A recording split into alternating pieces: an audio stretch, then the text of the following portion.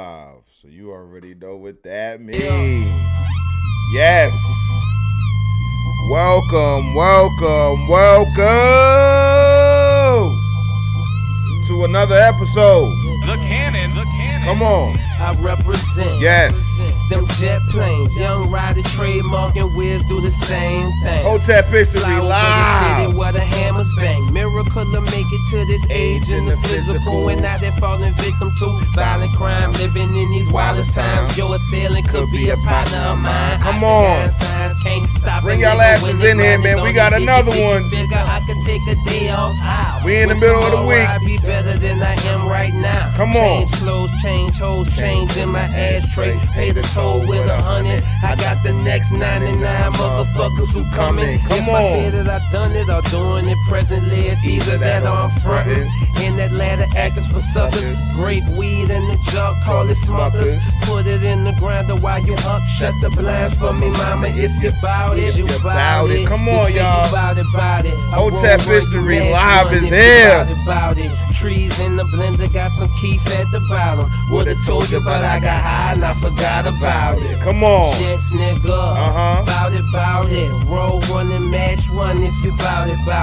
Smoke, prophecy, murder, you are not forgotten. You looking for Billy, you Come on, y'all. Nigga, I'm rolling through. Orange coupe, candy soup, chrome shoes. Attention given the city, your bitches ignoring you. Come on. You a simp, homie, she ain't like the way you think. She like, pour me some of that, she can't pronounce what I drink. Come I on. remember showing groupie love to Y'all know about this. It's classic. in the corners of them clubs. Uh-huh. And on the real, I've been so OG. Before my time when I was 17, my main girl was 25.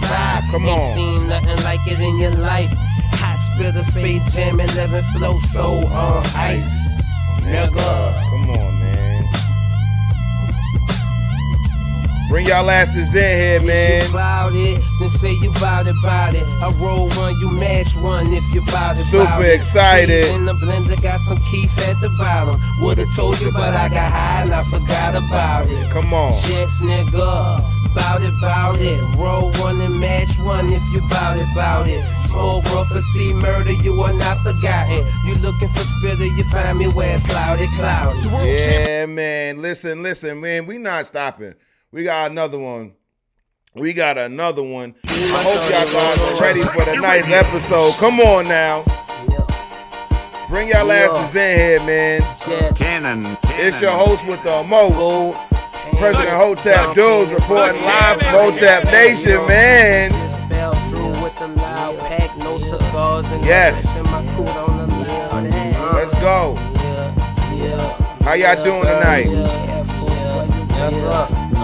Come on. Wake up in the morning, wash my face and then I brush my teeth. Ain't gotta roll no weed, my shorty rollin' while I'm still asleep. I'm Come caught on. up in a thing, Mary Jane got a hold of me. Environmentalist, I handcuff myself to a purple tree. Come Slowly on. true, they lying to me, saying she ain't heard of me. Groupie, who you fooling? You know you be YouTube searching me. I'm Come starting on. to believe these freaks is passing by us purposely, hoping that we offer them sofa seats and we palm drinks. Come Since on. you tripping, ain't no nigga simping nowhere close to me. Keep it pimpin', jets up over bitches, how it's supposed to be. Come on. 5 red 5s with the ISO, cold feet. Shout out to Bangladesh, what it do? We tryna cop a beat.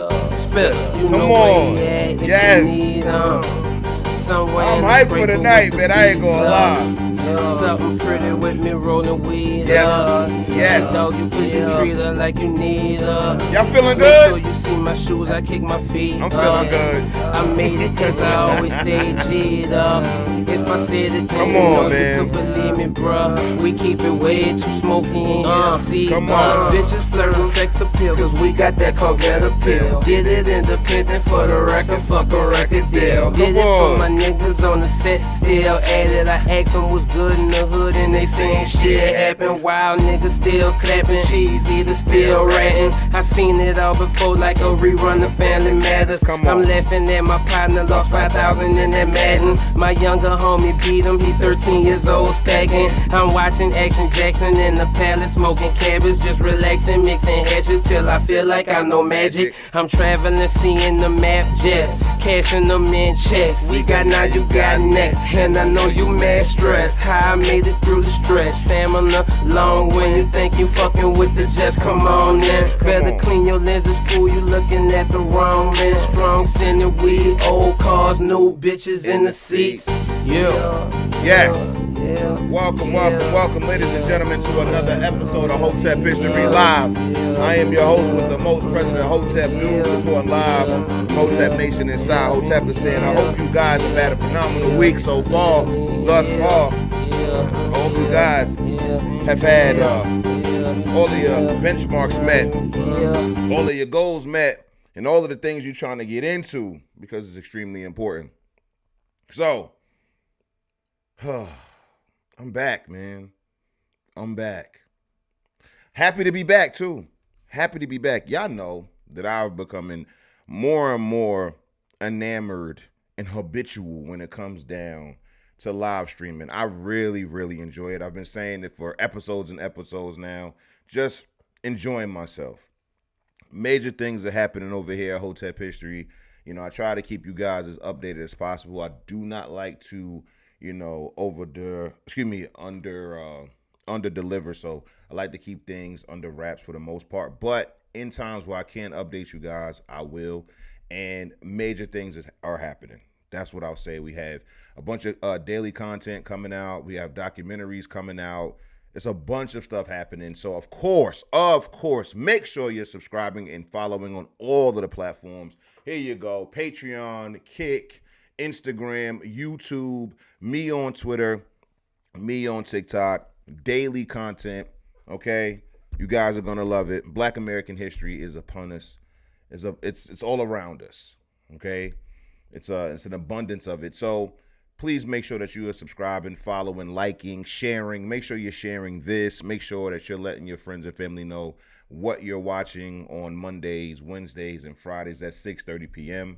I actually am thinking about boosting it up to about 6 o'clock just to keep it like that even, number 00 as far as like the format and stuff like that. I give myself that extra 30 minutes just to get ready for the show and stuff like that. But make sure you guys are always tuning in. Put the notification bells on for all of my posts, all of the things that I'm doing here. You have to make sure that you're tapping into the Patreon and all of the other platforms. Make sure the link is right here. Patreon.com/Hotep History. Patreon.com/Hotep History. Thank you guys for tuning in as always. We have a great show lined up as always as well. On Monday, we didn't even get to the subject matter. I had all of these bookmarks over the weekend that I was accumulating and stuff like that. And I'll be honest, man, I got lost in the bookmarks. There were so many different, things that I wanted to talk about. And then, of course, because it was my favorite movie, I spent like 20, 30 minutes talking about Jungle Book and stuff like that. So trust and believe, I had a blast. That is a sign of me having a blast, maybe having a little bit too much fun, but I really enjoyed it. I really, really enjoyed it, and I hope you guys did too. So, being that we didn't even get to the subject matter of Monday's live stream, I had all of that information, all of the links and primary sources and stuff like that, just chilling, waiting. So, it just made sense to double back today and talk about it. And so, of course, as you know, we're going to be talking about Black American institutions. Really this time. Like, really, I know I said that last episode, but this episode, we are actually going to get to it.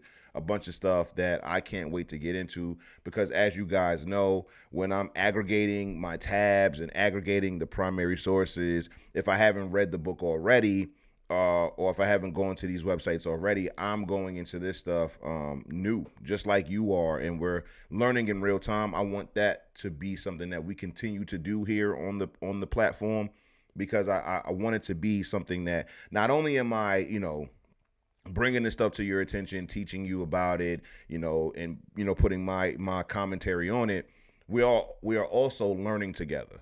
So please believe I will never claim to be the smartest dude when it comes to this stuff. I know it ain't too many motherfuckers fucking with me when it comes to Black American history and shit like that. I do understand, the level of scholarship that I have, but with that understanding comes knowing that you don't know everything, So, Erykah Badu says a man that knows something knows that he knows nothing at all. So that's me. I know that I'm intelligent, and I know that I do have a higher than average, understanding of Black American history. But again, that just means that I still don't know enough. And quite frankly, no matter how intelligent I get in this field, there will always be a mountain of things that I just simply do not know.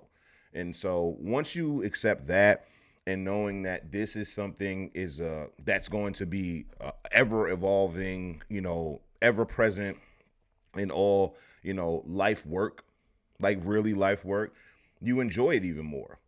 You enjoy it even more. So yeah, man, I just want to say I can't thank you guys enough for tapping in, and I also can't thank the ancestors enough for doing all of the things that they did, documenting them the way that they did, so we can continue to learn from them and be able to, expound on and supersede the things that they were already doing and established.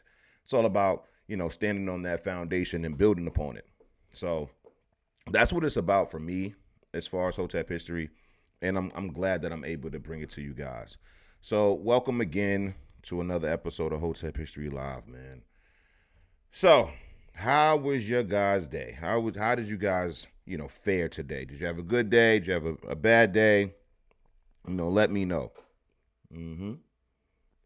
My day was sweet, man. My day was sweet. I've been, working with people behind the scenes to make Hotep History a much better product for you guys, a much better listening and viewing experience for you guys. A lot of, my strengths and weaknesses and stuff like that.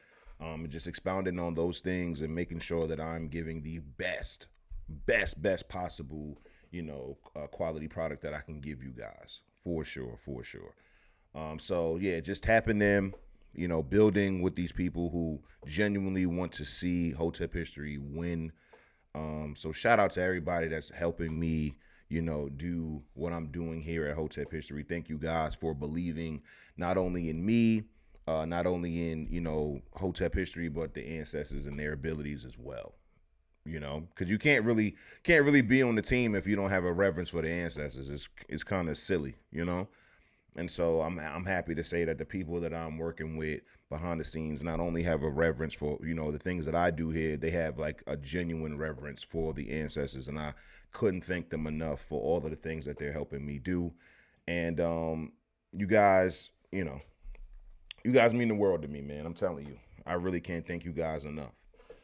So let's get into it, man. You know how we do at the top of the show.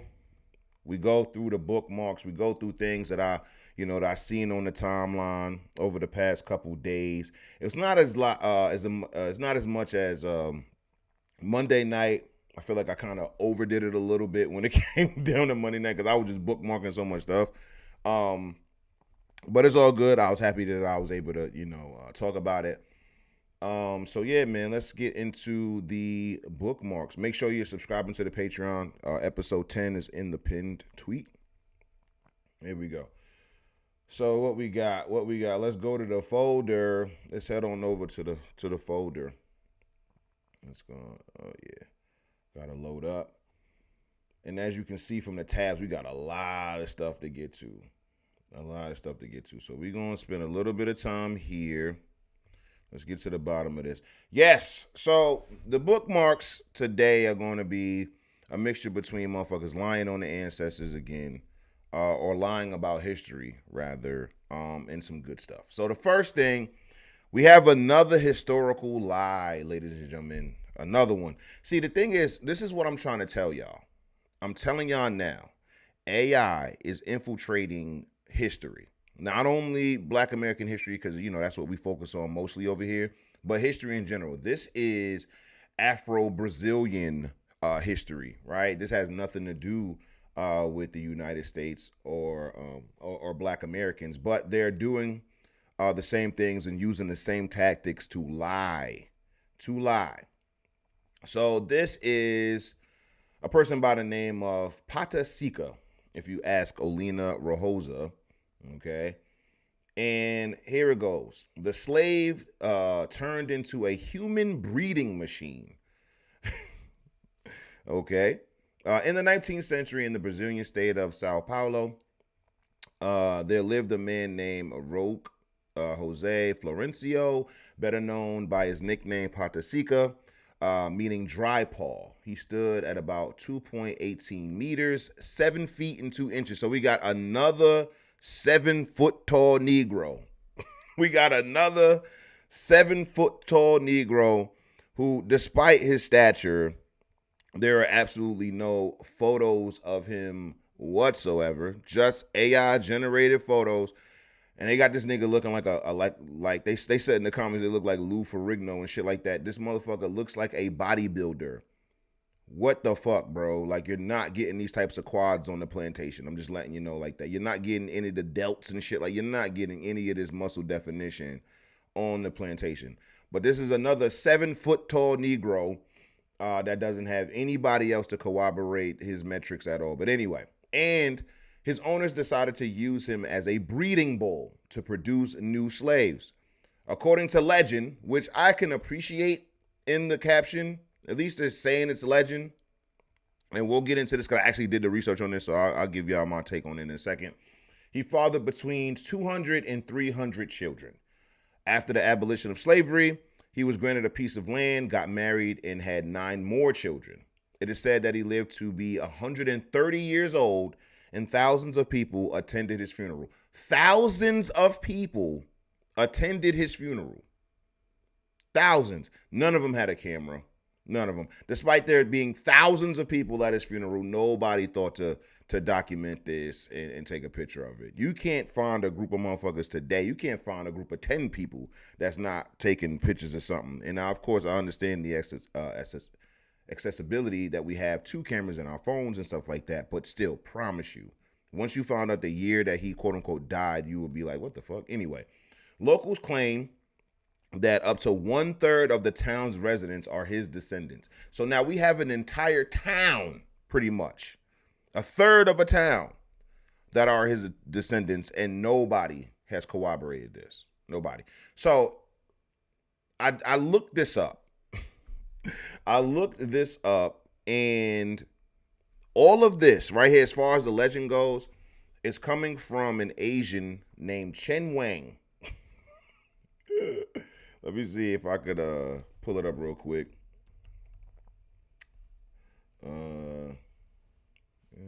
Is it Chen Wang? Is it Chang? Anyway, you can just put his name in the book will come up.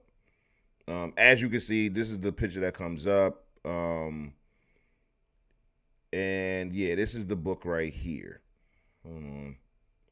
Now it says that he died in 1958, and thousands of people attended his funeral. So here it is right here. Yeah, Chen Wang. Chen Wang, okay, apparently wrote this book in like 2024, 23 or something like that. So this is where all of this is coming from. Okay, the sex duty slave, forced to breed over 200 black slave children. Unfortunately, there's absolutely no verifiable primary sources in this book whatsoever. It was published January of this year. January of this year. Now, it's said, because there is a Wikipedia page for dude, it said that he was born in the late 19th century. There was a Wikipedia. There was a Wikipedia, but they said he was born in the 19th century, and he obviously lived.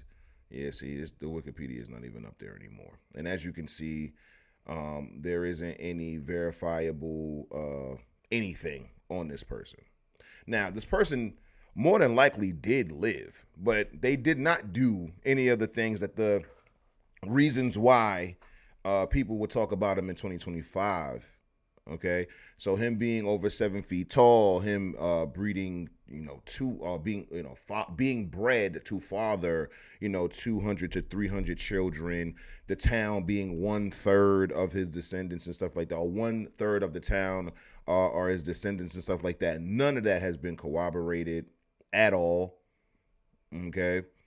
And this was based upon a book, a Brazilian book, talking about Black history in Brazil. And they wrote this book, I want to say in 2021 or 2024 or something like that. And then, of course, just like how the internet works when it came down to the braiding maps in the hairs of people, they relegate most of it to oral history. Being able to, say, hey, it's the elders that told this story over and over again. You dig what I'm saying? Yeah, they say he was from Angola and stuff like that. And yeah, they said he was very strong and tall man. So being very strong and tall means that you're over 7 feet tall and you have the same muscles as like a bodybuilder. So yeah. But there are absolutely no primary sources that corroborate any of the things that would make him go viral today on Twitter or anywhere else. There is no primary source saying that they breeded him or bred him, excuse me, and had him father over 200 children. Okay. And they say the research is ongoing. A genealogy research project is currently in its infancy to make contact with known descendants of Padasika to collaboratively document their stories. The intention is to create a family archive and assist in gathering additional historical records. Okay. So yeah, this is all they're gonna have. They have a death certificate. They say they have a marriage and divorce or marriage or divorce certificate, but that's it. That's it. And again, the reason why this is important is because y'all gotta understand, man. Like y'all gotta understand. Like if the things that you guys are going crazy over were true, you first of all you will be so justified in going crazy about it, because you have to understand that when it comes down to these fantastical lies that you tell about the past or history or the ancestors and stuff like that, you have to understand that you are not the first humans that would be interested in this. You would not be the first generation of humans that would make this go quote unquote viral. If there was a 7'2" black man who fathered over 200 children in Brazil, you would know about it. We be knowing about like random niggas in Mississippi who got like 15 kids. You feel me? Like some random dude. So you thinking this guy who is literally being used like a breeding bull is not going to be documented. Like those exploits won't be documented. And that's the thing that bugs me out. Because on one hand, you guys have all of the information. That's like my biggest gripe, that you modern day contemporary people have this information, but the people in the past didn't, and they didn't feel like it was necessary to share. And I still don't understand how y'all just don't connect the two. Like, how is it that you're interested in this subject to where this has 3.2 million views and you don't think that this would be equally as viral, during the time? They don't even have his death date correct. Some say that he died at like the age of 54. And then some say that he died at the age of 130. Like, this is clearly folklore, legend, for the most part. He did live. So at the very least, they at least, put it on a real person. But all of these different things did not happen. And so, like, just imagine the simple fact about thousands of people attending his funeral. Think about a funeral that would have thousands of people attended anywhere in the world. It don't even have to be America, like anywhere in the world. And there are people who are writing things down and documenting it. Like it's going to happen. Martin Luther King's funeral, if you watch the documentary or just look it up, period, you will know that there was thousands of people out there, and there are thousands of, at the very least hundreds of different testimonies of that day, and they're corroborated. When it comes down to the funeral of Booker T. Washington, same thing. White people, black people, everybody talked about it because of how, big of a figure this person was. And so again, you're going to have documentation follow you. No matter what. If you do something historic, which I tell you guys to do every day, if you do something historic, not only are you going to document it because, you're going to post it online, you're going to do something to, document it. Other people, especially if it affects other people, are going to document it too. It only makes sense. So, yeah, Padasika, or Padaseka, however you pronounce it, was not a human breeding machine, okay? He did not stand 7 feet 2 inches tall, okay? 1/3 of the town's residents are not his descendants. I can't corroborate any of these things just from regular research. And again, this is the issue. It's like, I don't know who Olena is, you know. I don't know who is this person. Let's see. Disabled veteran's wife, mother of 3. I guess, I don't know if she lives in Brazil. I don't know. It says Canadian. I don't know what flag that is. That a Ukraine? I don't know. Canada. She lives in Canada. What would a Canadian... This is what I'm talking about. Like, what would a Canadian know about any of this shit? But anyway, so again, it's just legend. It's just folklore. And there's a place for folklore. We had a whole episode, and that, as a matter of fact, we need to do another episode on folklore. But we had a whole episode on folklore. I'm not mad at folklore whatsoever. Okay? Now, I am mad at using AI pictures like this. People have to understand that while many of you guys are just looking at this like, oh, this is just content, or this is just something that I'm using to illustrate my content, I'll give you, like, the innocent people, the people who are not trying to deceive people, and they're just trying to use the AI as a way to visualize the things that they're talking about. You have to be very careful about that, because I am not confident that people won't be able to tell the difference. I've seen too many examples of people falling for AI. Okay, I've seen too many people fall for this type of stuff. In this picture right here, it is not said, hey, this is an AI generated, photograph that we want to just use to depict what he may have looked like or what we suspect he looked like. None of that. This is being presented as authentic primary source photography. And you're going to see a lot more of this. Motherfuckers don't read like that today anyway. It's going to be the pictures that do it. These pictures that are supposed to be taken in the 19th century and stuff like that, we're going to see a lot more of that. A lot more of that. And I want you guys to keep an eye out for it. Some of the telltale signs, of course, is going to be, when we're talking muscular structure and shit like that, there are no slaves that are going to, like, you would literally have to, like, this is a bodybuilder's physique. This is somebody who would have to, like, go out of their way to work on their physique to get it like this. Okay? So while it's humanly possible to get ripped in any part of human history, the concerted effort that you would have to take to actually get this big is never happening in 19th century Brazil, unless he's a rich person who doesn't have to work every day, period. The amount of hours you would have to put in to actually focus on these, on these workouts and shit like that. Like, you would need hours in a day, every day to do it. You dig what I'm saying? Like, you're going to see, strong, slaves and stuff like that. But these cut up slaves, like you've seen, do you know how much protein this person would have to eat in the 19th century to maintain this physique? Like, it's utterly impossible. It's ridiculous to even think that this is true. But again, when you're mixing the filters, the sepia filter, having it look like it's in the 1900s and stuff like that, and then mix it with your modern day sensibilities, because you've seen body types like this in the 20th and 21st century.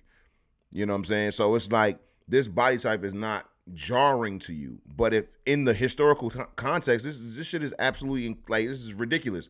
Seeing a picture of somebody that's supposedly cut up like this in the 1800s is fucking bonkers. It might as well be a Tesla in this picture. Like, it might as well be, like, you know what I'm saying, like a Mercedes-Benz in this photograph, dog. Like, that's how modern this body type is. You feel me? So yeah, absolutely ridiculous. And this is not even the worst of the ahistorical stuff that I got for you guys tonight. Not even the worst. Well, let's move on. So check this out. This was super interesting. So I found out yesterday, that the DARE program, do y'all remember the DARE program in school when we was kids? Do y'all remember the DARE program? Apparently, the DARE program is a pyramid scheme. We're going to get into that in just a second. Let's check the chat.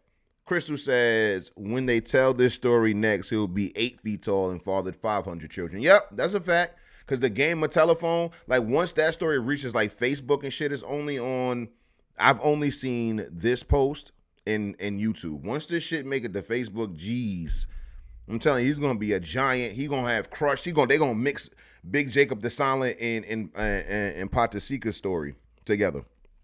So I did not know that the DARE program was a pyramid scheme. This blew my mind. Let's check it out. DARE was a police officer pyramid scheme the whole time? Off-duty police officers could get a side gig as a DARE officer, and then they could recruit other police officers in their area. The more people you recruited, the more kickbacks you got. And that's why it spread so fast, because it was kind of an MLM. And the way they got that model, one of the board members, the founder of Herbalife. DARE was a police officer pyramid scheme the whole time? One of the chair or one of the board members of this program was the founder of Herbalife. Listen, dog, I've been in MLM before. If you've been in sales your whole life like I have, it's impossible to not have been in MLM. Luckily for me, I was never really worried about my downline and shit like that. I was just making my own money, and I was just making my money off of my own sales and shit like that. Recruiting other people wasn't really my thing, and shit like that. But it makes so much sense. Because I remember like how this shit spread like wildfire through like the late 80s, going into the 90s and early 2000s and shit like that. They were at every school. And so, of course, you're getting these kickbacks to recruit. And this thing is, it's easy. First of all, you only have to focus on your colleagues or other officers and shit like that. And then you only have to talk about being against drugs for an hour to a lunchroom full of kids and get kickbacks. And then, more recruitment, begets more recruitment. And it's so believable. But I found that shit so hilarious. It's like, yo, son, all of this shit is like just on just a house of cards. All of the things that we've seen, like all of this government intervention and shit like that, is just it's thinly veiled bullshit, man. The DARE program had nothing to do with getting kids off of drugs or having kids say no to drugs. It was about lining your pockets and having as many recruiters or recruits under you. So you got 5 officers going to 5 different schools and shit like that. You getting mad kickbacks. And if those 5, you know how they pitch you. If you get 5 people and then those 5 people get 5 people and then those 5 people get 5 people, that's MLM, multi-level marketing, all day long, pyramid scheme. And so they were scamming us, man. They were scamming us. I ain't gonna lie. I think I've only been to like 1 or 2 DARE assemblies in my life when I was in school. I fell asleep in one of them because it was extremely boring. But yeah, it does not surprise me that DARE was a giant pyramid scheme. Blew my mind, but also didn't surprise me at the same time because police. You know what I'm saying? It's the police, of course. Of course, they're going to do what they can to make more money. It's Nikki for Show says, I wrote a song for the DARE program and sang it at an assembly in middle school. They got you. They got you, man. You fell for that DARE pimping.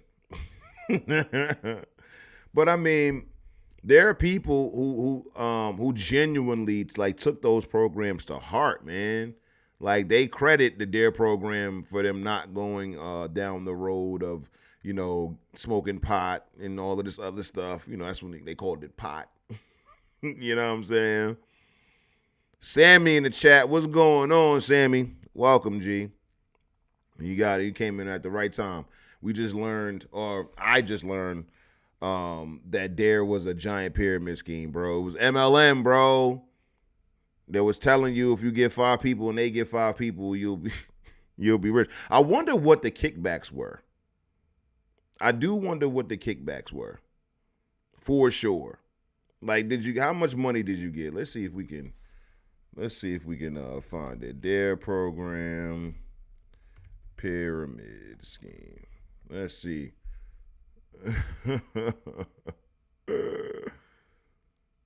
Oh my goodness. AI gonna lie. I just need It was really on.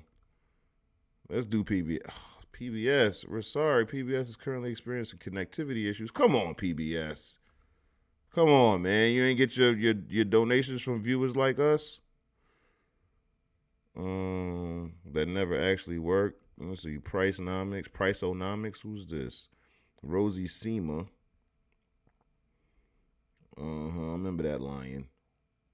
But you know who I thought was cool though? I ain't gonna lie. What's the dog's name? What's the dog's name? McGruff. What was the crime dog? I thought he was a pretty cool mascot.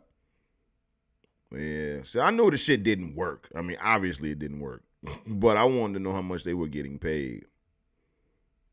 The original Officer Dare, Dare's founder, LAPD, of course LAPD, Chief Daryl Gates, later became infamous for his handling of the Rodney King riots. What? Dare got his beginning in the city of Los Angeles in the early 1980s. Daryl Gates, the LAPD chief of police, helped create the program. It became his first figurehead. The story goes that when Gates noticed that the number of drug busts on school campuses was increasing, he had the idea to focus on preventative education instead of punishment. We had buy programs in the schools where undercover officers would buy drugs from the students. We kept buying more and more. It was appalling, depressing. I finally said, this is crazy. We've got to do something. And so we got to create an MLM and start a fucking downline to make sure we can pay these officers. Okay? Oh, my goodness. Yeah. Yeah, no. I want to know how much these motherfuckers was getting paid. Yeah, I already know this shit didn't work. I already know it didn't work. Motherfuckers was getting higher because of them dead programs. I just want to know how much the officers was getting paid. Yeah, McGruff the crime dog. Yeah, Sammy, they was grifting off of niggas getting high, man. What? Yeah, man. They was buying drugs from the kids, man. Oh my God. Nah, this was crazy. Yeah, I'm good. So yeah, the DARE program was a big old pyramid scheme. Not surprised. What we got next? Oh yeah. Here we go. Tony Brown. Cliff says the DARE theme song was so corny. I still remember the lyrics, unfortunately. As Nikki for show says, I can still spell dare in sign language.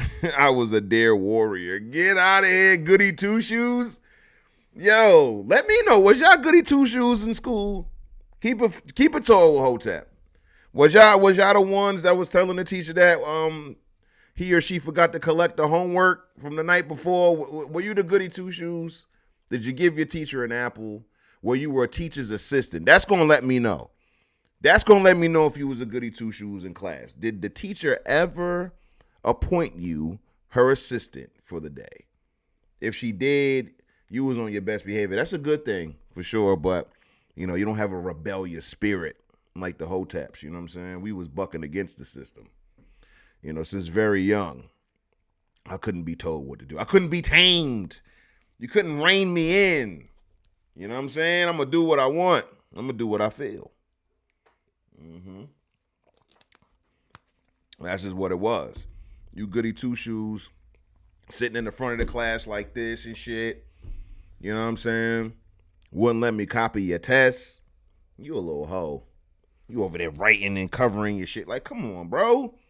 You're not even that smart. I'm copying off of a C student, bro. I just didn't study at all.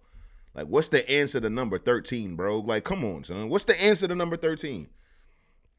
No, stop copying. Don't copy my work. I'm like, yo, dog. Come on, son. We all hate this class, man. Like, just give me the damn answer to number 13, son. Like, you pissing me off. You know what I'm saying? Let me know if y'all was goody two shoes. Let me know. Crystal, I don't know. Was you a goody two-shoe? Sammy? I don't know. Of my day ones, I'm trying to think between Vincent, Sammy, Crystal, Cliff, and who else we got in the chat? Nikki. Who was a goody two-shoes? All right. Nikki says she always let people cheat off of her papers. That's what's up. Fist in the air. Solidarity for all of the people that didn't study the night before. You did. You had to hold it down for the class. Y'all ain't want to copy off of me. I'm letting y'all know. I ain't come to school all week. I have absolutely no idea what this test is about, to be totally honest. So copying off of me, you know, you 3 layers deep of perjury, because I'm copying off of somebody. You feel me? And if you copied off somebody that copied off of me, man, we all in hell. You feel me? Sammy says, nah, but I relegated weed for the weekends back then in high school. Before that, I was all books because those Nigerian parents would have killed me if I let my grades slip. I ain't gonna lie now. Having strict parents does keep you in line. You know what I'm saying? I appreciate it. I appreciate the parents. I appreciate the strict parents today, but as a child, hell no, man. You the ops. You the enemy. Vincent says, nope, he was fighting and skipping school. Okay. Sound about right for me, too. Oh, man, y'all don't want to know how many schools I went to, man. Between middle school and high school, man, y'all don't want to know the number. I'll tell you this, though, just to give you a little hint. I went to 3 different schools, just 3. Just in one grade. I went to 3 different schools just in my 7th grade year. Just 7th grade, I went to 3 different schools. That's not counting 6th grade. That's not counting 9th, 10th, and 11th. Like, it doesn't count. Just in grade 7, I went to 3 different schools. The first day of school of 7th grade, I got into a fight that turned into a huge brawl throughout the school because you already know I wasn't letting that shit go. Punched dude up at 7 o'clock in the morning, seen him again, fought him again at 12. You know what I mean? It's the first day of school, so of course they're trying to give everybody like a chance. Like, all right, go do your thing, go to your class, whatever. I seen him in the lunchroom, it was up again. So got expelled first day. Got expelled, not even suspended. I got expelled, gang. So yeah, 3 different schools in 7th grade. Speaking of schools, here we go. We got Tony Brown in 1984 giving his piece about HBCUs. Let's tap in. People don't understand. We can't be anything but black. I met a black student who goes to a black college because they don't like white people.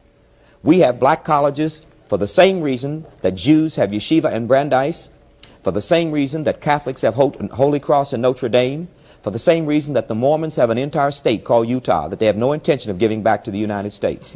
Because we live in a culturally pluralistic society.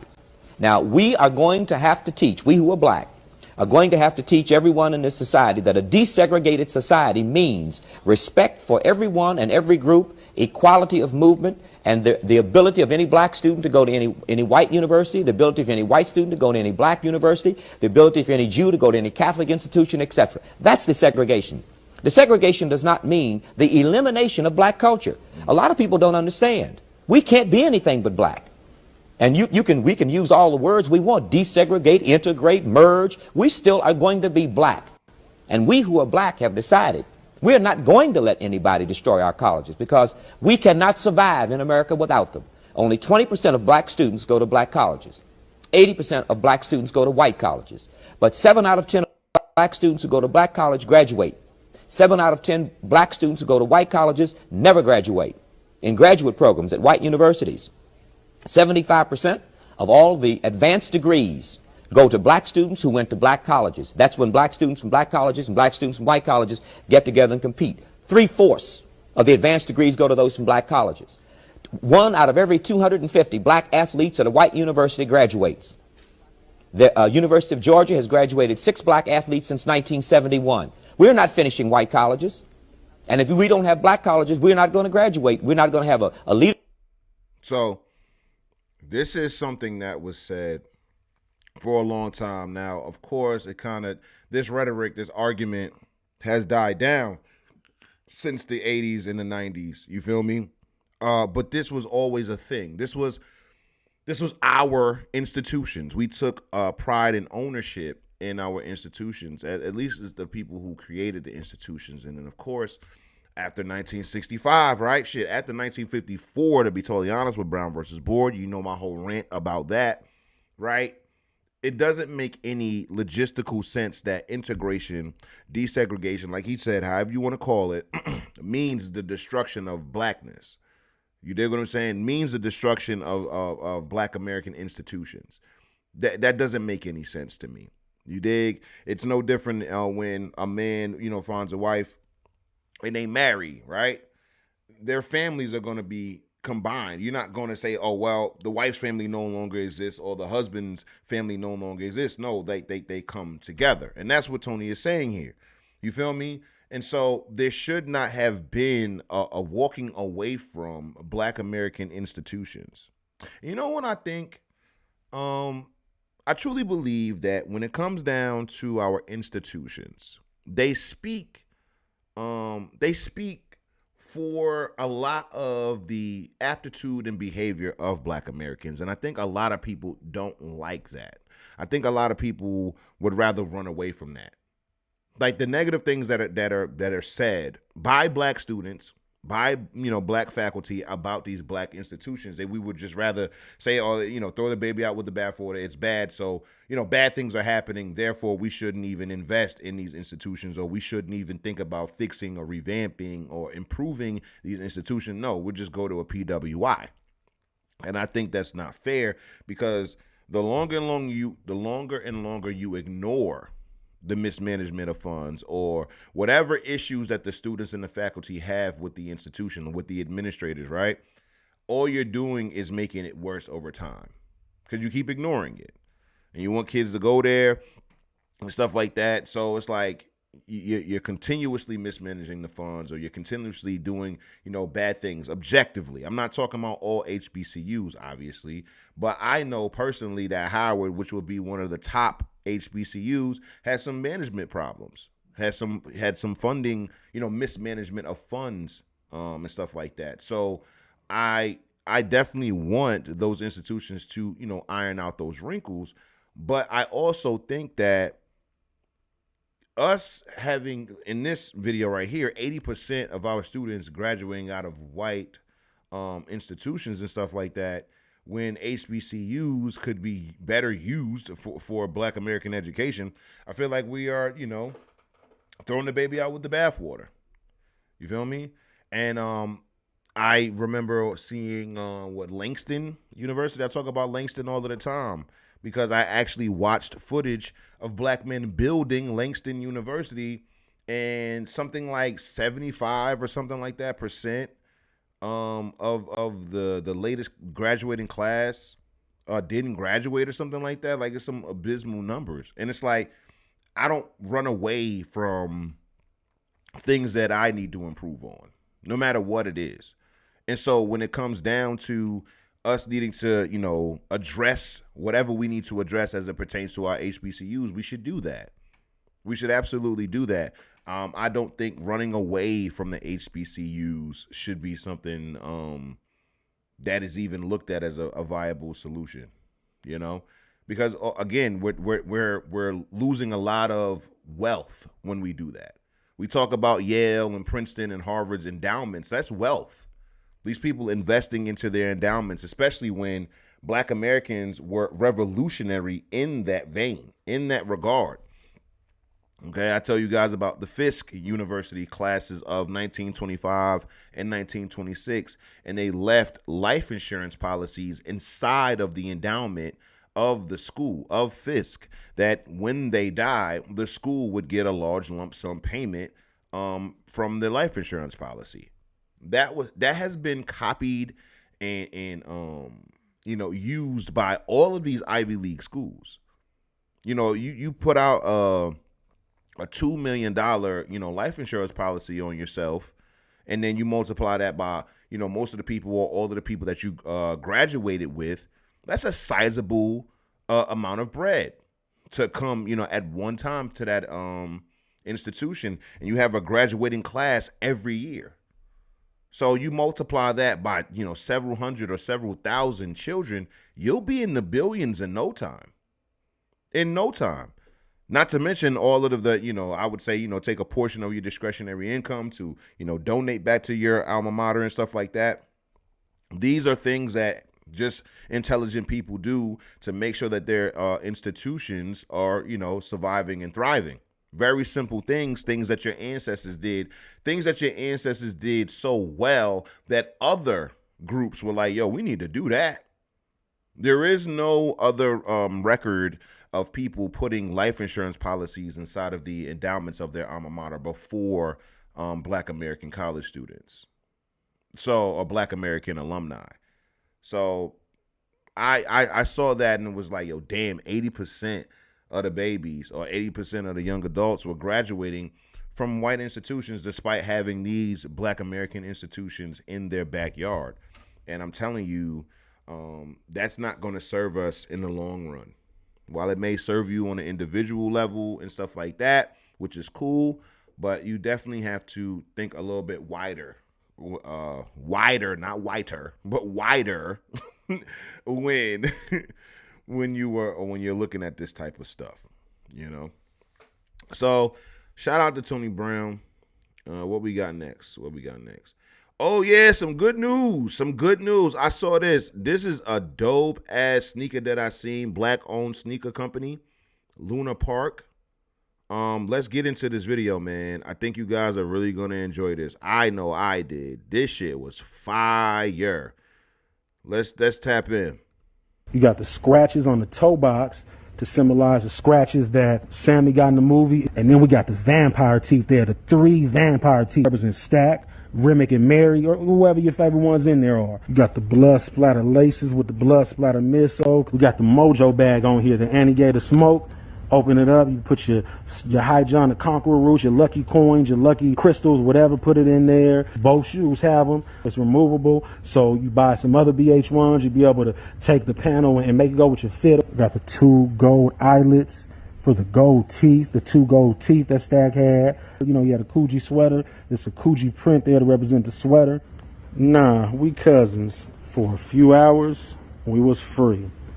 You got this wet looking material here that we use is the treated material to make it look like it's sweating. He said, hey, sweat till you stank, and they in the club just sweating and getting in. It's hot Mississippi. Hey, the scene everybody loves with the roof on fire and hey, turn to the insole. Stop playing with me.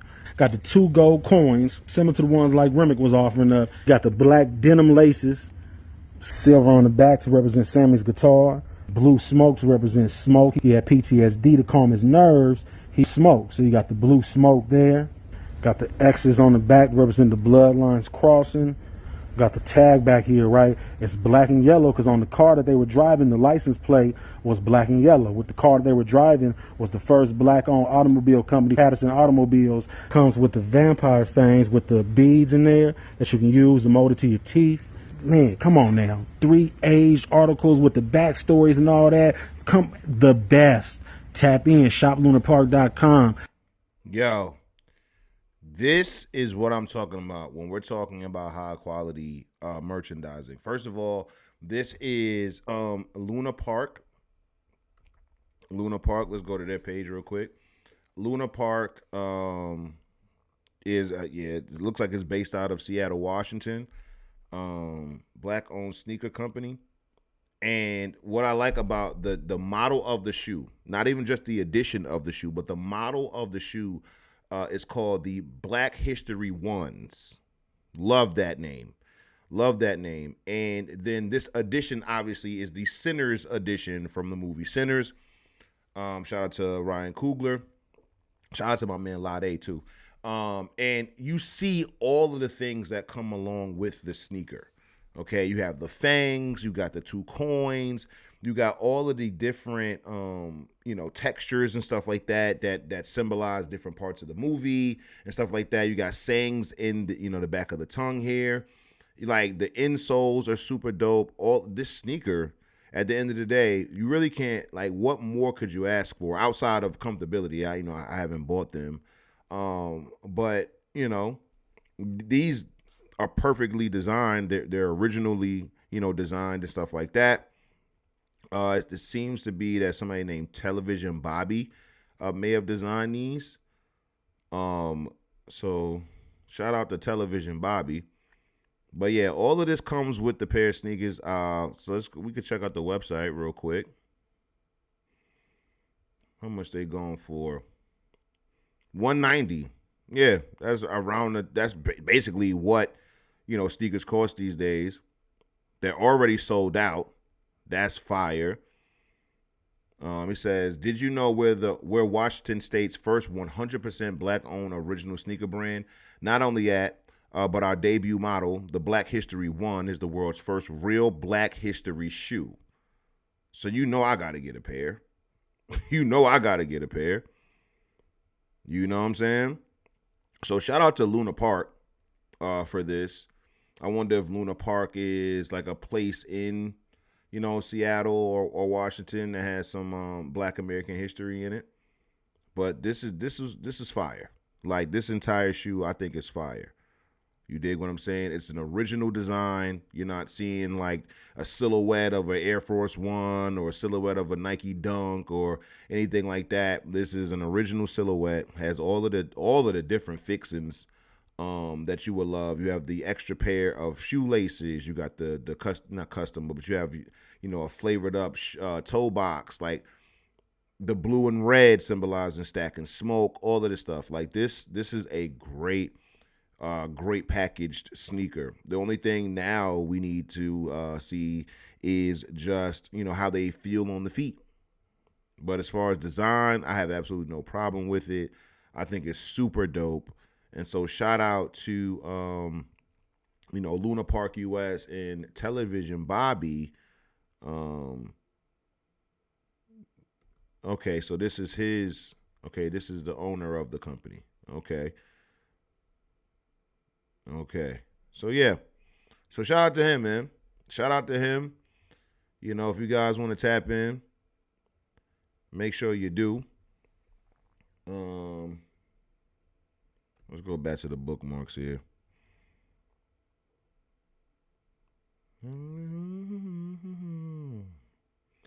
I think that was it. Yeah. So that was it. So we got this shit right here. We got another historical lie coming from the elder, no less. This shit was egregious. Can't wait to play that for you. Let's check the chat. Crystal says, got the center sneakers. You got them, Crystal? That's what's up. Salute if you was able to order them. Cliff says, shout out to my HBCUs. My wife and I's dance studio provides scholarships for our high school dance kids that end up attending various HBCUs. Shout out to PVU, TSU, Langston, and VSU. Shout out to Cliff, man. One of the things that I appreciate about the audience and the community that we're building over here at Hotep History is that we're having more. What's the word I'm looking? We're attracting ancestral Black Americans, people who in the modern day still carry the convictions, the characteristics, the beliefs, the morals, the values, the ethics of the ancestors in the modern day. A lot of people think that a lot of the shit that I'll be talking about is antiquated. The things that you think about, self-sufficiency and self-governance and all this other stuff is antiquated. We need to rely on the government, et cetera, et cetera. And so when I hear people like Cliff doing these types of things where, we have a privately owned business, and through our funds, we're going to provide scholarships for students to go to HBCUs. That's beautiful, man. That's something the ancestors would do. And so I'm proud to have people like Cliff among the people who tap into my lives, Monday, Wednesdays, and Friday every week. So shout out to Cliff, man. And yeah, I'm going to spin the block on Luna Park for sure. Definitely going to spin the block on them when they have more availability. I love the fact that they're already sold out as far as pre-order. Shout out to them. I don't know if you guys read this shit yet, chat, but look at this. It says the term, oh my goodness, fuck that. I'm not, no warning. I want you guys to fucking hear this shit. And this, as you can see, is an elder. I'm going to maintain some level of decorum and respect, but I want y'all to hear this absolute bullshit. The football football. When the slave talked back to the slave master, that slave's head was cut off, dipped in brown paint, placed in a cornfield for 7 to 10 days to dry. One of the slave master's slaves were forced, the wife of the beheaded husband or the husband of the beheaded wife, to go get the head, bring it back to the slave master, who would cut open the belly of a pig, stick in the skull of the male or the female or the child, sew up the gut of the pigskin, and will allow his children, the children not just of the slave master, but the children of the skull of the husband or the wife that was stuck in the pig. We call this the pigskin. Listen, NFL. Yo, what the fuck, son? Oh my God, son. Why do they do this, chat? Why? I don't understand, bro. I don't understand. Why are we lying about football now, fam? Why are they doing this? Somebody give me their best theory as to why motherfuckers are doing this to their ancestors, dog. What is it? This is some white shit. I'm telling you, I just, for me, outside looking in, it's like these motherfuckers be going to Klan meetings or some shit and linking up with the Klan, and the Klan is telling them like, yo, tell these motherfuckers that we cut y'all heads off and did all of this other extra shit to be able to create the first football. But anyway, let's finish the video. That's the origin of the it came not out of Canton, so would allow the wife or the husband to get the head of their husband or wife, give it to the slave master. After 7 to 10 days, do you hear the fucking European choir and shit in the background to make it to add for dramatic effect? Jeez. He's in a cotton or cornfield. 7 to 10 days to dry in a cotton or cornfield. What? Yo, son. Oh my God. Let's just finish. Cut open, the slave master would, the belly of a pig, stick the skull in there, sew it up, and the children of the slave master would kick around the pig, including the children of the beheaded husband or mother. Their child was forced to kick around the pig with the skull of their parent inside. We call this the pigskin, the National Football League. The football, when yo, dog, what the fuck? The football, when the slave talked back we don't to want to the hear slave you master. anymore. We don't want to hear you anymore, gang. I'm sorry. That yo. So let me get this straight. If you were to talk back, because I want to keep this in perspective, because a lot of things, when you have no historical context or understanding of history, you get these fucking lies off, because people don't even think about all of the things that would have to lead up to the lie that they're telling you. So, y'all know, because I talk about it a lot on here, the average price of a slave, right? Adjusted for inflation, anywhere between $20,000 and $40,000. Okay, $20,000 and $40,000.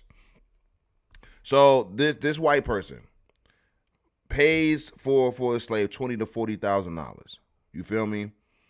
And then that's what he said, right? That was the penalty. I mean, excuse me. That was the problem. He said they talk back, right? Talking back is going to make you just throw away $20,000 to $40,000. Okay,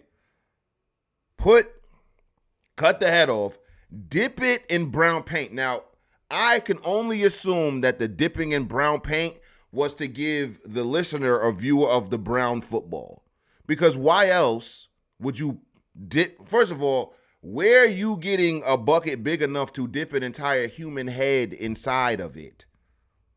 Okay?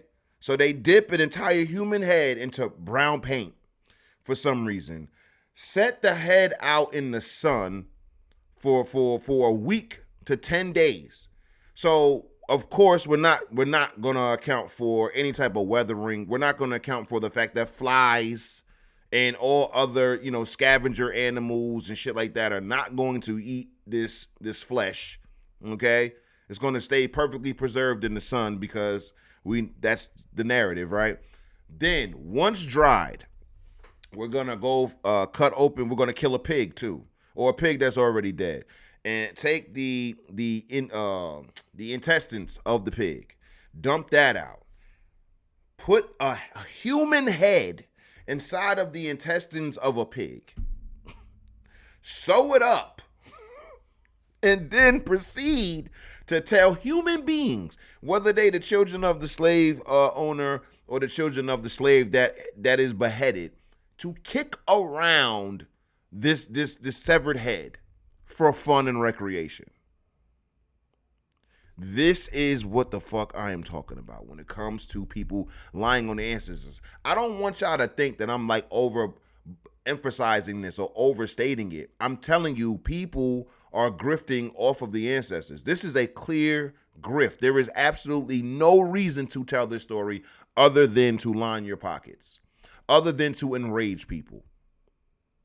Like this doesn't make any logistical, financial, there is common sense. It doesn't make any sense whatsoever. The process to make the football, not even, fuck the fact that football wasn't created until, the early 20th century, well after slavery was abolished. And this is what I be talking about. 2 questions. 1, how the fuck do you know it and we don't?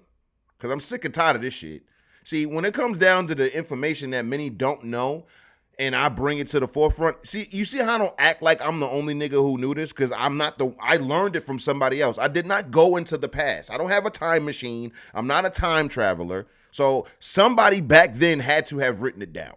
So I don't take the credit. This entire show is me citing my sources. Y'all don't ever just see me talking from a blank screen and not giving y'all exactly where I got this information from. Okay?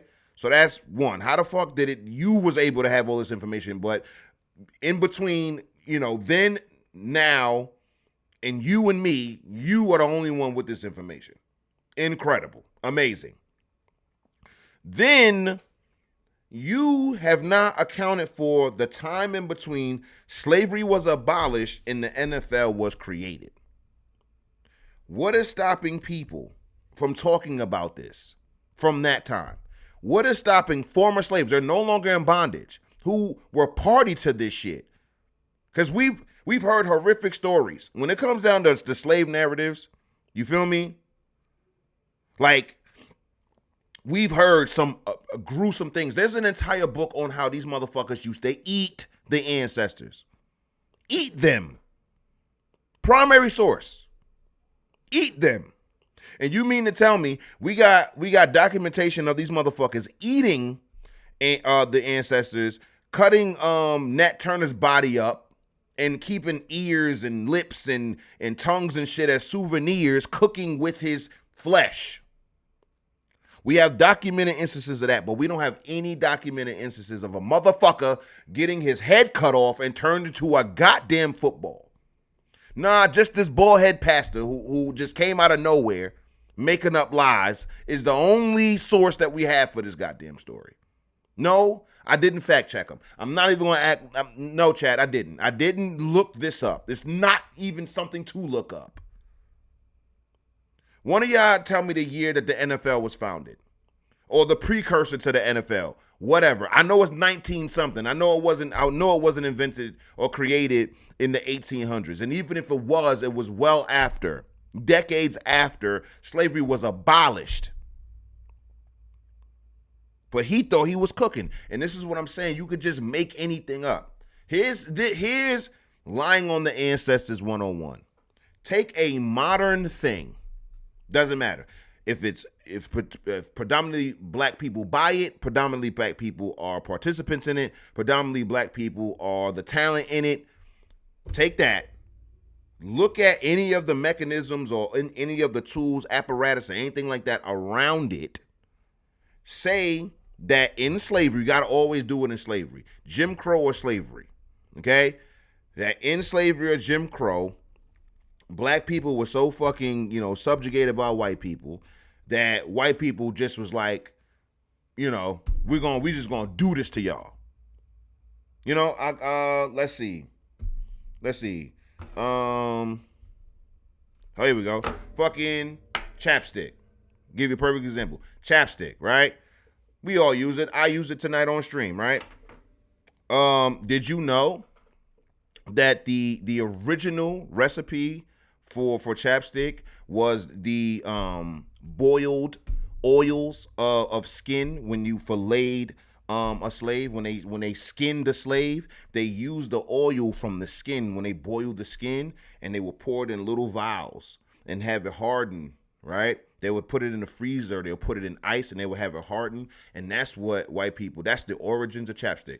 Boom. Try it at home. Lying on the Ancestors home kit. Just find anything. Find anything you want. Let's see. What else we got here? Bottles of water. So, that when it comes down to slavery or during Jim Crow, black people weren't allowed to drink at the white people's water fountain. So, a black man came up with the idea to put water in a bottle and then sell it and mass distribute it. Boom. There we go. Another one. We could do this shit all day. That's all you gotta fucking do. This is the same formula over and over again. Same thing with Pierre Neptune, Willie Techman Jenkins. It does not matter. These motherfuckers just make shit up. They be in here writing fanfic about the ancestors. Now listen, I have no problem with nonfiction. I have no problem with fiction. I have no problem with fiction. You want to make novels up and shit like that? Do your thing. You feel me? I was talking, and they were reading a book that had something to do with like the Civil War era or whatever, and it's a novel and shit like that, and a whole bunch of made up shit is in it. Things like, I think like vampires is in it or some shit like that. Yo, do that. Get as creative as you want. You could put this in a novel all you want, and I won't have a problem with you. I won't have no beef with you. If you put all of these lies inside of a motherfucking novel and you just telling a story and shit, spinning a fucking yarn, cool. But when you start putting this bullshit in the nonfiction section, that's when I'm like, oh, y'all got shit fucked up. Y'all got shit fucked up. And because of how Black American history has been taught, it's been used against you, bastardized and weaponized against you. You feel me? You know that since these motherfuckers was on this side lying, well, I get the lie too. Or I get the overcorrect by lying on the other extreme. So while the white man or whatever it is will lie and say, the black man didn't contribute anything or whatever, these people on the other side of the extreme will be like, well, the black man created everything. And it's just like, all right, man. Or some nefarious shit, is behind whatever it is that we enjoy. This man yelled the NFL. The NFL. And again, man, I promise you, before this information would have got to you by a random nigga with glasses, I promise you would have read about this. You would have. Just think about all of these, like, don't even think about black people. Because, black people and our own autonomy and agency, that's not even a question to these people. That black people wouldn't write this down. They write down everything fucking else, but they wouldn't write this down. What about the white liberals who are like so anti-racist, so antebellum South and all this other shit? You don't think these white liberals would have wrote about this shit? You don't think the abolitionists who were documenting the horrors of slavery at the time wouldn't have documented this stuff? Like, dog, they're cutting off slave heads and using it as a ball. You don't think anybody would have wrote that down? And I want to know where the hell this nigga got this from. I want to know where this elder got this pigskin bullshit from. I really do. I want to know where he got this from. Where he got that from. Because it's absolute rubbish. Absolute rubbish. And I'm not going to hold y'all. This is due to miseducation. The miseducation of the Negro. This is exactly what Carter G. Woodson was fucking talking about. This is the miseducation of the Negro. Motherfuckers is so lost in the sauce as far as their own history that they just resorted to making shit up. They resorted to making things the fuck up instead of just reading the ancestors' books. Instead of just reading primary sources from the ancestors and actually getting an understanding of what the fuck the ancestors were doing from their own mouths, and then even from the mouths of people who live next to them who may not have been black. Primary source nonetheless. They were there. They were watching it. You feel me? Nah, we gonna just make shit up. We just gonna make shit that sound cool. And it's always some goofy shit like this. Either some gruesome shit beyond comprehension or some achievement that legitimately is not physically possible. Like Pierre Neptune, a black American supposedly, creating an Irish beverage or Irish liquor, Hennessy. It's in the name. The name is Hennessy. What the fuck is a black American doing in Ireland making cognac? You can't just enjoy it. You can't just enjoy Hennessy, or you can't, because the real history of this shit is that during the 70s, Hennessy, along with McDonald's and fucking Newports, started to advertise directly to Negroes. Started to advertise directly to black Americans. And that's the reason why the relationship between black Americans and Hennessy, black Americans and Newports, black Americans and McDonald's and shit like that is what it is. The reason why you saw, who was that R&B singer? Mary J. Blige singing about whatever food combination she was singing. And I think it was Blackstreet who sang to one of them black R&B groups. Is because in the 70s, they started to directly target their marketing to black Americans.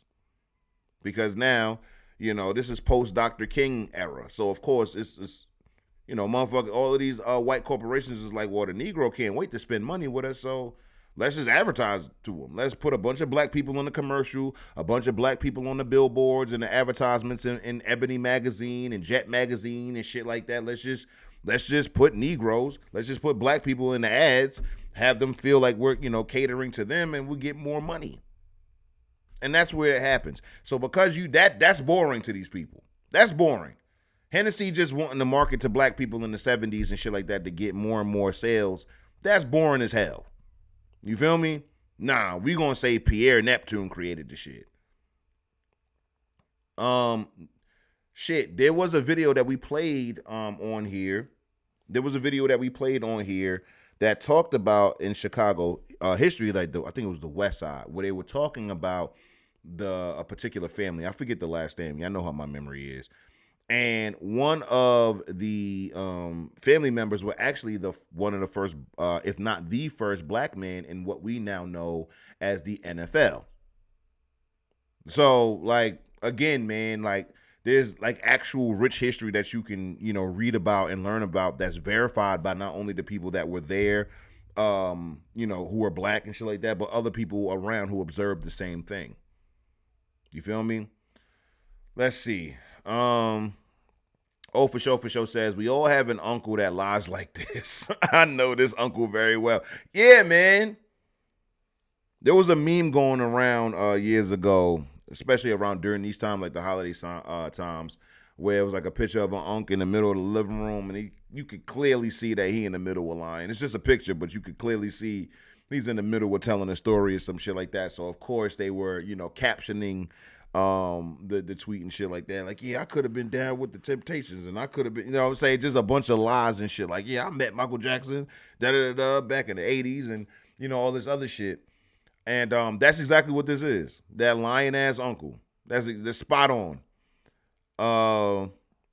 Crystal says that's that uncle that be on that brown liquor. For sure says he gets drunk and starts chatting. Yeah, man. That's a fact. Sammy says this don't even make financial sense. That's what I'm saying, man. Ain't nobody wasting their investment like that. He also says it's completely anachronistic. Great call out, dudes. I ain't even gonna lie. I knew they was lying on their ancestors. That's something I knew for a while, but I didn't know that it was this bad. I think 3 episodes in a row now where we're calling out these apocryphal and ahistorical lies, man. This shit is crazy. Crystal says, and the crazy part is the truth is so much more dope than the lies. That's a fact. That's a fact. You feel me? So, before we get into the main stuff, call on in. I'm about to open the phone lines up. Hold on. Let me open up the phone lines to the people. Call on in. I was thinking about people that I would call, but I ain't really had nobody that I would call off the dribble. The one person that I would call, they work around this time. Or they get off of work around this time, but then they be with their family and all of that. You feel me? So yeah, call on in 702-483-1566. Call on in, man. How do you feel? Before we get into the materials, let me know. Oh, for sure says, I'm starting to think these stories are a psyop for real. Yeah, that's a fact. That's a fact. If it's not a psyop in themselves, it's the results. These are the results of the psyop, because motherfuckers have been lied to and weaponized against so much that they don't know what to believe, so they just start making shit up on their own. And it's ridiculous. It's ridiculous. These people have no idea what they're talking about. No idea whatsoever. And that's the reason why, man, Hotep History is here to stay, because if I'm not here, they're going to keep lying to y'all. They're going to keep lying to y'all, and y'all need somebody to stand in the gap and be like, nah, that's bullshit. And y'all should be able to call them on their bullshit, because that's really what it is. That's really what it is. You feel me? So call on in 702-483-1566. I want to hear y'all takes on this, man. I should call Rashad, but I know Rashad in the spaces right now. You know what I'm saying? I want to see if Rashad blindly, if he would believe this. I want to see if Rashad would believe this, man. For sure.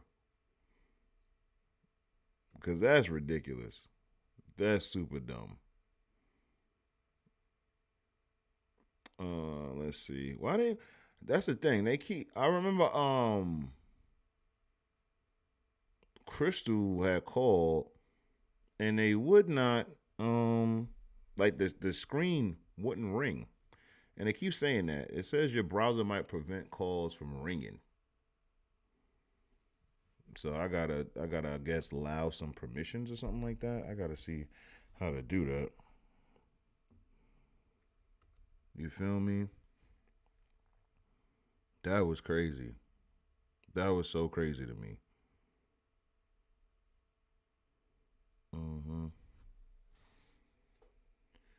All right. Well, let's see. I'm doing this thing so I can make sure that I can hear the call. Okay. Yeah, there we go. It's on. And then it says, okay.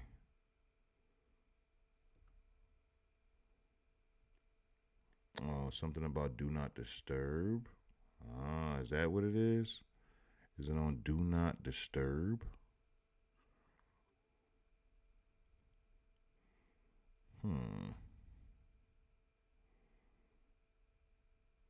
Nah, I'm not seeing do not disturb.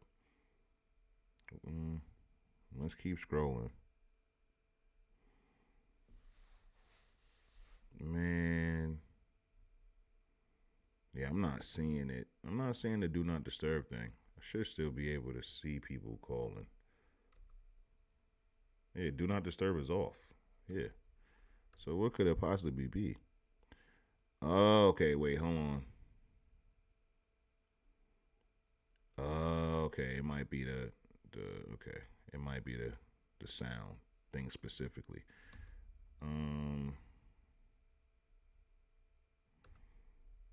Let's see. Oh, for sure says, I know that video is doing numbers on Facebook. Yeah, dead ass. Dead ass. Dead ass. You know that shit is going crazy. A bunch of people his age, you know what I'm saying, going crazy off of that shit. Ridiculous. Ridiculous.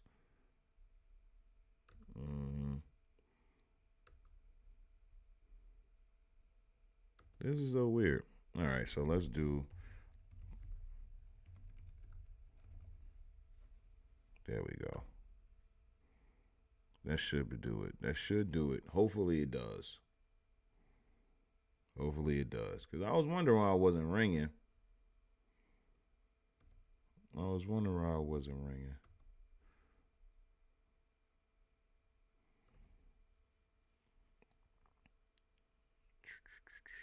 right. Yeah, 702-483-1566. Y'all go ahead and call in, man. I want to know how y'all feel about this before we get into the materials tonight.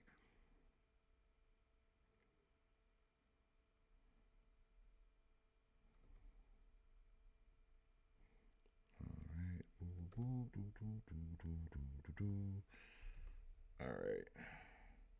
Well, I ain't going to play that. It's a voicemail? When did somebody leave me a voicemail? Come on now. Ain't nobody doing no voicemails on here. Okay. All right, nobody calling in. That's cool. We're going to jam out before we get to the next section. What's up, baby? Shit, sometimes you want to go where everybody know your name. My spades go two ways together. Somebody sitting here. Look at The cannon. bartender. Make me a drink. Make me a drink. What you having? What you think, shit? Give me a Yes. Molotov cocktail. We're still here, ladies and gentlemen. Okay. Cannon. Yeah, and put a flame on it. Shit, so I can leave a stain on it. Yeah, give me a Molotov cocktail. Gotta cleanse the palate of these liars. Nod your head to the flick of my light. Fire to the ass of a joint, get you higher. Yep. Never end over my head. I'm a gobber. Even in the midst of the madness, I'm a rider. Heavy on the stamina. Amateurs easily revealed in the presence of a panthera. Feline fantasies get fulfilled. Tell them K9's chill. It's the leader of the pack with 9 lives to live. What's a king without a queen? A leader without a team. Heater without a beam. A crop without the cream. without the cream. I'm self-motivated, so props is not the thing. Approval of spectators does not bring the ring of a champion. Lamping and I'm champagne sipping. Touche, not the cliche, my campaign pimping. Feel privilege if I played ya. Plastic over paper, magic over the Lakers. Happy to make your day, cuz. Bartender. Yeah. Make me a drink. What you having? What you think, shit? All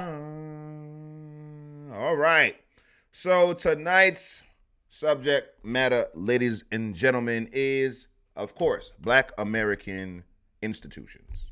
Black American institutions. These are the institutions that are going to be foundational in Black American progress, not only in education, but also in every other facet of life, whether it be life skills, banking, business, you name it. Black American institutions are going to be one of the foundational pieces of Black American advancement, point blank, period. And we're going to start tonight's subject matter with Nannie Helen Burroughs. Now, Nannie is a part of the same cast of Black Americans that I study with, your Carter G. Woodsons, your Booker T. Washingtons, et cetera, et cetera. She has her own collection at the Library of Congress. Very influential person, somebody who stood on Black American business, obviously. And she founded an institution, and it was called the National Training School for Women and Girls. So we'll get into that, okay? So if you have never heard of Nannie Helen Burroughs, let's get into this short little bio, and then we'll get into the institution that she created. Nanny was an educator, orator, religious leader, civil rights activist, feminist, and businesswoman in the United States. Her speech, quote, how the sisters are hindered from helping, at the 1900 National Baptist Convention in Virginia, instantly won her fame and recognition. Now, we know about the National Baptist Convention as it pertains to Reverend Joseph H. Jackson and Martin Luther King and their feud, right? Let's see. In 1909, she founded the National Training School for Women and Girls in Washington, D.C. Burroughs' objective was at the point of intersection between race and gender. She fought both for equal rights as well as opportunities for women beyond the duties of domestic housework. She continued to work until her death in 1961. In 1964, the National Training School for Women and Girls was renamed to the Nanny Helen Burroughs School in her honor and began operating as a co-ed elementary school.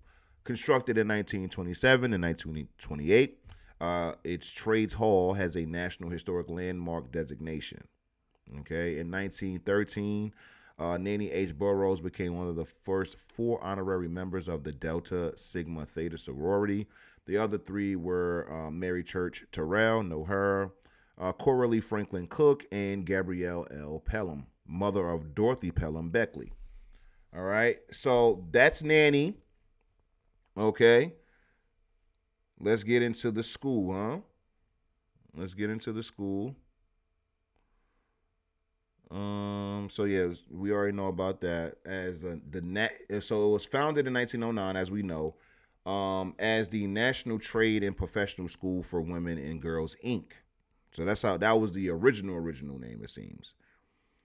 And was the first school in the nation to provide vocational training for Black American women who did not otherwise have many educational opportunities available to them. Okay, so I want y'all to see how important this was. Now, of course, Tuskegee had classes for women, but Tuskegee was not a school just for girls and women. Okay, so let's get into what was the campus? What was this? Let's see. The former Nanny Burroughs School property consists of 6 acres at the southeast corner of 50th Street Northeast and Nanny Helen Burroughs Avenue Northeast. There are 4 buildings on the hilly campus, of which the 1928 Trades Hall is the furthest east. The largest building in the group is a school building built in 1971 that now houses the Monroe School. The Trades Hall now houses the offices of the Progressive Baptist National Conference. It is a 2-story brick building set in the hillside so that it presents 2 stories in front and 1 in the rear. It is finished in light brick, trimmed with dark brick. A string course of soldier bricks separate the floors. The building was constructed in 1927 and 1928, and Mary McLeod Bethune was the featured speaker at its dedication. Okay. Let's check the chat. Sammy says, I've been torn on this. Curious how ancestors felt as Christians being in Greek organizations. Obviously, the Divine Nine have a lot of Masonic and Eastern Star type rituals. Curious to see how they reconcile this. I ain't gonna lie. When it comes down to the pre-D9 Greek organizations or fraternal organizations, they were mixing in things with their Christianity. I don't think it bastardized the Christianity at all. I'm not sure. I'm not a Bible scholar at all. But from what I've seen, when we're talking about like the Knights of Tabor, or we're talking about the Knights of Pythias, or we're talking about the Elk Lodges and stuff like that, the Odd Fellows, just off the top of my head, right? Those groups were founded by ministers and reverends and stuff like that. I mean, a lot of stuff was founded by Black ministers and reverends, but they like in their books. I remember we were reading what's my man name? Moses Dixon, his book, and how basically when he was given the rules for his fraternity is that you kept God first, and they always evoked God. They always talked about the Creator. They talked about Jesus and all of that stuff. So when it comes to that, I think it was closer to Christianity. When I went and did the history on the Divine Nine and stuff like that, I can't believe anyway, I'm not even about to go off on that whole tangent. But when I was doing my research on that, their rituals and stuff like that, like you said, it was closer to Masonic and Eastern Star type rituals and stuff like that. But they, just by how they were raised, obviously were Christian. I don't want to cast judgments too fast, because it's like at that point, like, so I'll tell you this, without even trying to mince words or trying to be PC about the shit, like, I don't think that it inherently is Christian. You know what I'm saying? But I also don't divorce the Christianity out of it. And so I think that's the dichotomy that I'm dealing with now. It's like because I've read the ritual books of some of the D9, right? I've read the ritual book of Alpha Phi Alpha. I've read the book of Alpha Kappa Alpha. And their ritual books are like, you got to do these little ceremonies and stuff like that. And not too much Christianity is evoked inside of those rituals, inside of the D9. But it's just like, for me, I look at it like, damn, I do know a bunch of Christians. I mean, if they have a religion in D9, it's going to more than likely be Christianity anyway. And they operate in it. So I don't know. I don't know. I gotta talk to the Bible scholars about that. Like, the Christian scholars, like, can you be a part of a Greek organization and still be a devout Christian? It's very interesting. Very interesting question. All right. Let's see. Sammy says, that's encouraging. I'm going to have to look up some of those primary sources. You already know how we do over here at Hotep History, man. So let's check out some of this history.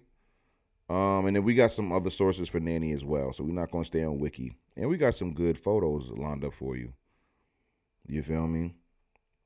And tonight's episode was not, I didn't aggregate any of this stuff. Shout out to the production manager, man. Shout out to the production manager. Y'all shout out the production manager for aggregating all of this good stuff. So here we go. In 1908, Nanny Helen Burroughs established the national, we already know all of that. It says the school formally opened October 19th, 1909. Okay, so they just had an anniversary. Its motto was, we specialize in the wholly impossible. Ooh, I like that. I like that. The school offered training in domestic arts and various vocations and also gave religious instruction.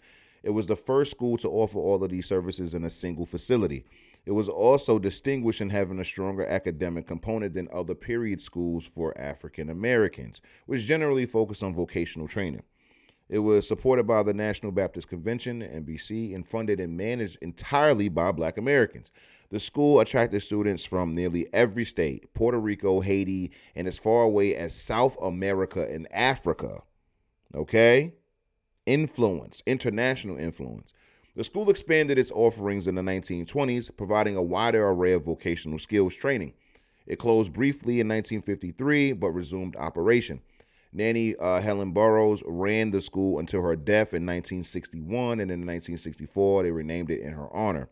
Today, her legacy is continued by the Monroe School, Inc., which operates in the 1971 school building on the campus.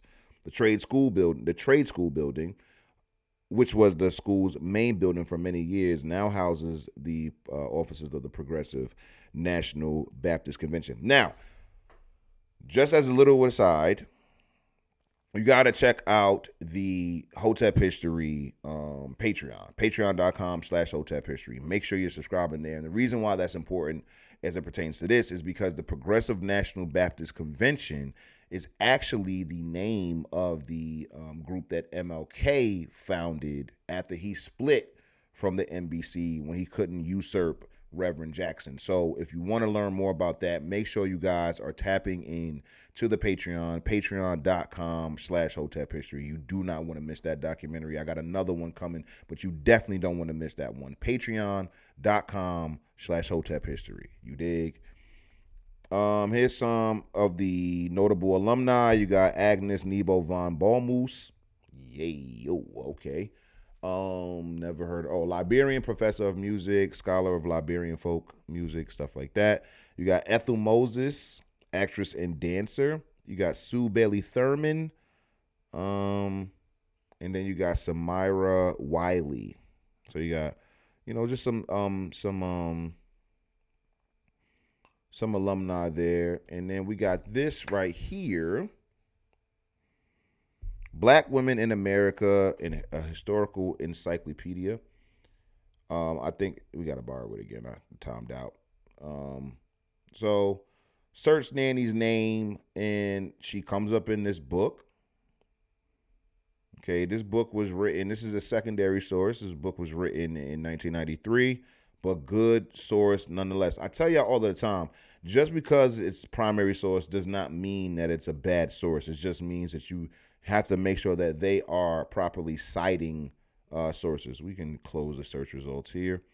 We can keep them highlighted though. And we're going to do the Zoom thing like we normally do. Like we always do at this time. I go for mine. I got to shine and throw your hands up in the sky. So 1990, this is the same thing. Yep. This is the quote from the Wikipedia, how the sisters are hindered from helping. Okay, so this is Nanny. Okay, and then it was based on the biblical text. Ye entered not in yourselves, in them that were entering in ye hindered. Oh man, Bible, that old English way of speaking, boy. Burroughs expressed the discontent and burning zeal of Black Baptist women to work unrestricted as a missionary force for the betterment of society. Burroughs' eloquence triumphed in response to the motion of the influential NBC officer Louis G. Jordan in a second from Charles H. Parrish. The male-led convention approved the establishment of the Women's Convention, auxiliary to the NBC. Okay, that's what's up.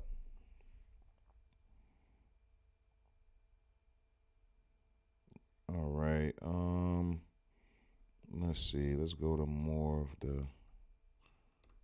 We go another. Yep. There we go.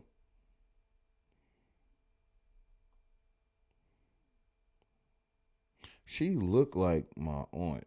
That's so crazy. She looked like my aunt. Yo, I'm telling you, Sammy, that King James English boy, ye, yacht, and this, then the third. Like I was like, yo. A lot. It is a lot. It is a lot. It is a lot. I ain't gonna lie. Ye have entered and ye and thou. I be getting tripped up off the 19th century English, let alone. You feel me? Let's see. I'm trying to see something. Oh, we getting into other stuff here. I added this to my library. So yeah, but we gonna get into this. We gonna get into the no kink and the, bad and good hair. And we gonna get into the history of all of that stuff. I'm telling you. We got a whole episode being mapped out for that. But let's see. I'm just looking at instances where Nanny is brought up. So it says in hierarchies of skin colors, Black women with lighter skin and straighter hair, critics like Nanny Burroughs maintain, gained higher paying jobs in the labor market and fared better socially, especially in marriages to wealthier Black men who tended to choose women with these characteristics. Yee. All right. See where else Nanny is mentioned. The bibliography. And this is what I'm talking about. You see that? They got the bibliographies here. Look, this book was written in the 90s, but look. 1904, 1947. You dig? Journal of Negro History. One of my favorite publications. Okay. What else they talking about Nanny at? Who's this? Sculptor Selma Burke gained fame in 1945 when she created a plaque honoring Franklin Delano Roosevelt for the recorder of the deeds building. Oh, okay. Let's see. Morrisville had only an elementary school for Black children, and Burke was sent to. Oh, she was sent to Nanny Burroughs School for Girls in Washington. So this woman right here, she was sent to Nanny's school. Okay. Her attendance at Burroughs was brief, however, because at Burroughs there was no encouragement for the arts. If you wore your silk ribbed stockings, patent leather Mary Janes, and gloves, you were a lady. I wanted to be a lady and an artist. Okay. Got you. So this is the plaque that she made right here. Okay. Good work. Good work. Good work. What else? Where else is in there? So yeah, when it came down to the school, yeah, now you gotta work. See, motherfuckers was rocking off of that yeah, I already know for sure was gonna pop out in the comments. Yeah, they wanted that fair skin. You hear me? You know what I mean? They wanted a light John.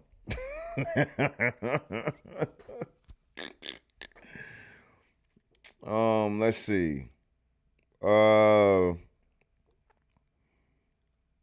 ain't much changed. Yeah, a lot has changed. I don't want to hear that.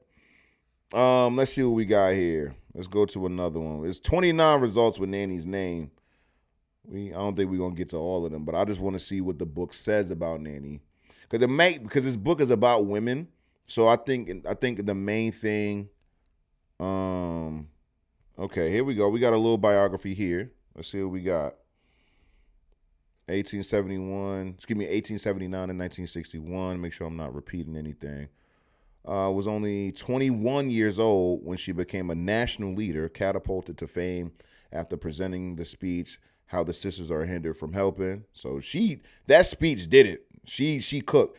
I love, as a yapper, okay, as somebody who rants and shit like that, I want to say that this is my tribe.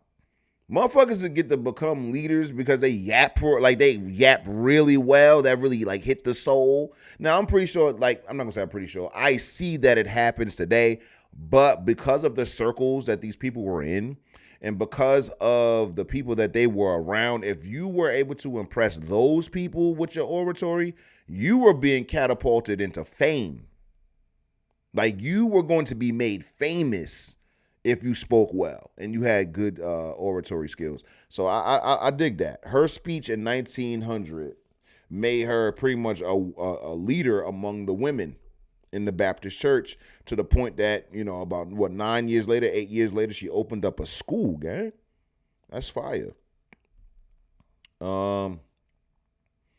Yep. Her outspoken eloquence articulated the righteous discontent of women in the Black Baptist Church and served as a catalyst for the formation of the largest Black women's organization in America, the Women's Convention Auxiliary of the NBC. You see what I'm saying? She was born, okay, hold on. Anti-lynching laws, desegregation, and industrial education for Black women and girls. Most people, however, consider her an organizational genius, a religious leader, educator, club woman. What is that? I think that's just like the social clubs. Political organizer and civil rights activist all in one.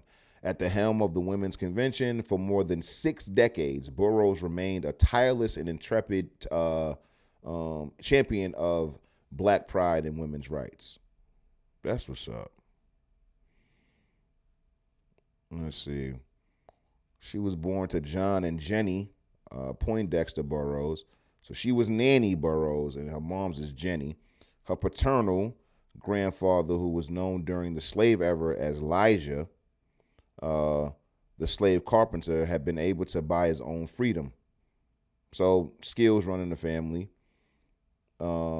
Had been able to buy his own freedom. Her father, John Burroughs, attended the Richmond Institute, renamed to Virginia Union University. Okay. And afterwards became an itinerant preacher. Let's see. Her mother was born a slave in Orange County. Burroughs described her mother as an independent type who, without her husband, took her 2 daughters. Burroughs' sisters died in childhood. Oof. To Washington, D.C. in order to find employment for herself and schools for her children. Burroughs and her mother lived in the home of her mother's older sister, Cordelia Mercer. Okay.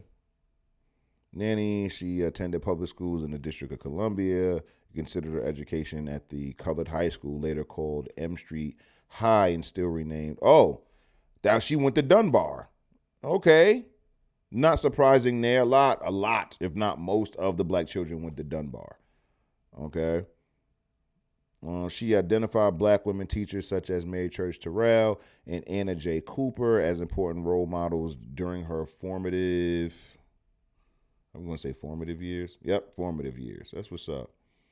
Her oratorical talents were nurtured in the literary society of her high school and especially in the Black Baptist Church. I told you, I knew that speech really had motherfuckers. It got them out their goddamn seats.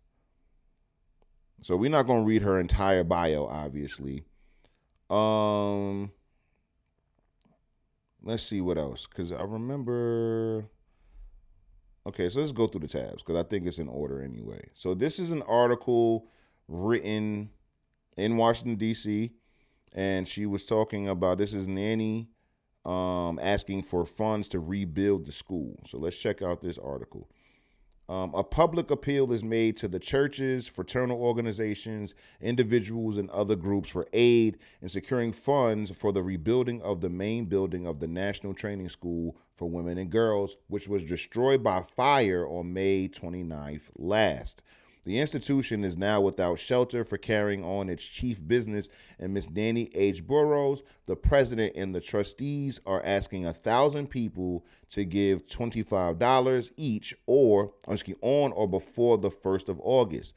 With that amount in hand, they will begin work of putting up a brick building. Because of the confusion and embarrassment caused by the similarity in the name of the National Training School for Women and Girls and the National Training School for Girls, the trustees in their annual meeting in June changed the name of the National Training School for Women and Girls to the National Academy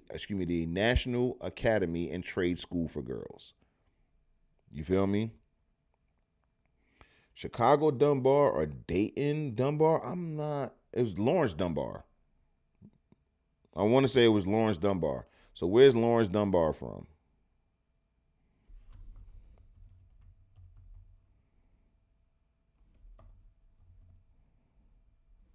Paul Lawrence Dunbar, excuse me. He was Ohio. So yeah, the Dayton, Ohio one, gang. Well, that's Mike. Yeah, that's Ohio Dunbar. Ohio or Dayton. You called it. Look at Mike coming through like, yeah, you got to be more specific with the Dunbar you talking about, gang. Shout out to Mike. He was like, nah, if you going to bring up Dunbar, bro, you got to give us specifics. Which Dunbar? Chicago Dunbar or Dayton Dunbar? I like that question. All right. So the curriculum will also be raised. The institution will do 2 years high school preparatory work, 4 years high school, 2 years normal, and 2 years junior college in one building. Well, in one facility, rather. The plans for reorganizing are now underway, and graduates from the best colleges. My fault, Sammy. 25,000, Sammy, in 1926. $25,000 in 1926. We need that number. 25,000, 1926. Okay. All right. So, let's see. The plans for reorganizing are now underway, and graduates from the best colleges and universities will be employed. Come on. The trade school is to be one of the best equipped in the country. In its trade school, the institution is going to specialize in training women in the fine art of homemaking and household engineering. It is hoped that the trustees will not only receive money enough to put up a great administration building, but that within the next 2 or 3 years, several other brick buildings and a gymnasium will be erected. The training school is the first and only piece of educational work attempted by colored women for colored women. The faith, sacrifices, and success of the founders are a challenge to the race. Contributions may be sent to the Evening Star, the Washington Loan and Trust Company, or to National Training School for Women and Girls in Lincoln Heights, Washington, D.C. Sammy says $25,000 in 1926 is $457,000, $457,593. Okay.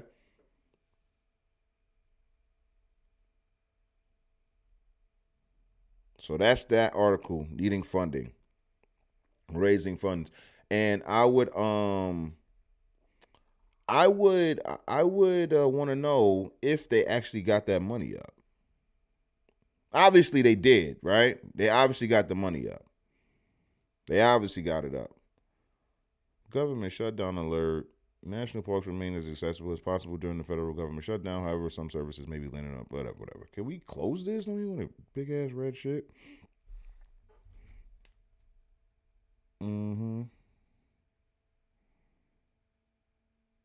Yeah, okay. Make sure. All right, so what we got next? We got the Trades Hall of the National Training School for Women and Girls. So this is, can we blow this picture up? No. But we'll get to some pictures in just a second. We're not going to keep reading the same old shit over and over again. It's fine. It seems like we went over all of this other stuff. Let's see. Burroughs proposed her school initiative to the national. After years of planning, the NBC bought a 6-acre parcel of land. Okay, so the NBC bought the land. She raised money from within the black community. She did not, however, have unanimous support. Prominent civil rights leader Booker T. Washington did not believe black Washingtonians would contribute to the project. Others disagreed with the training of women beyond domestic work. An aspiring speaker, Burroughs managed to raise enough money to open the school. Okay. Yeah, I don't understand. Like, I don't know where Booker T. Washington said that.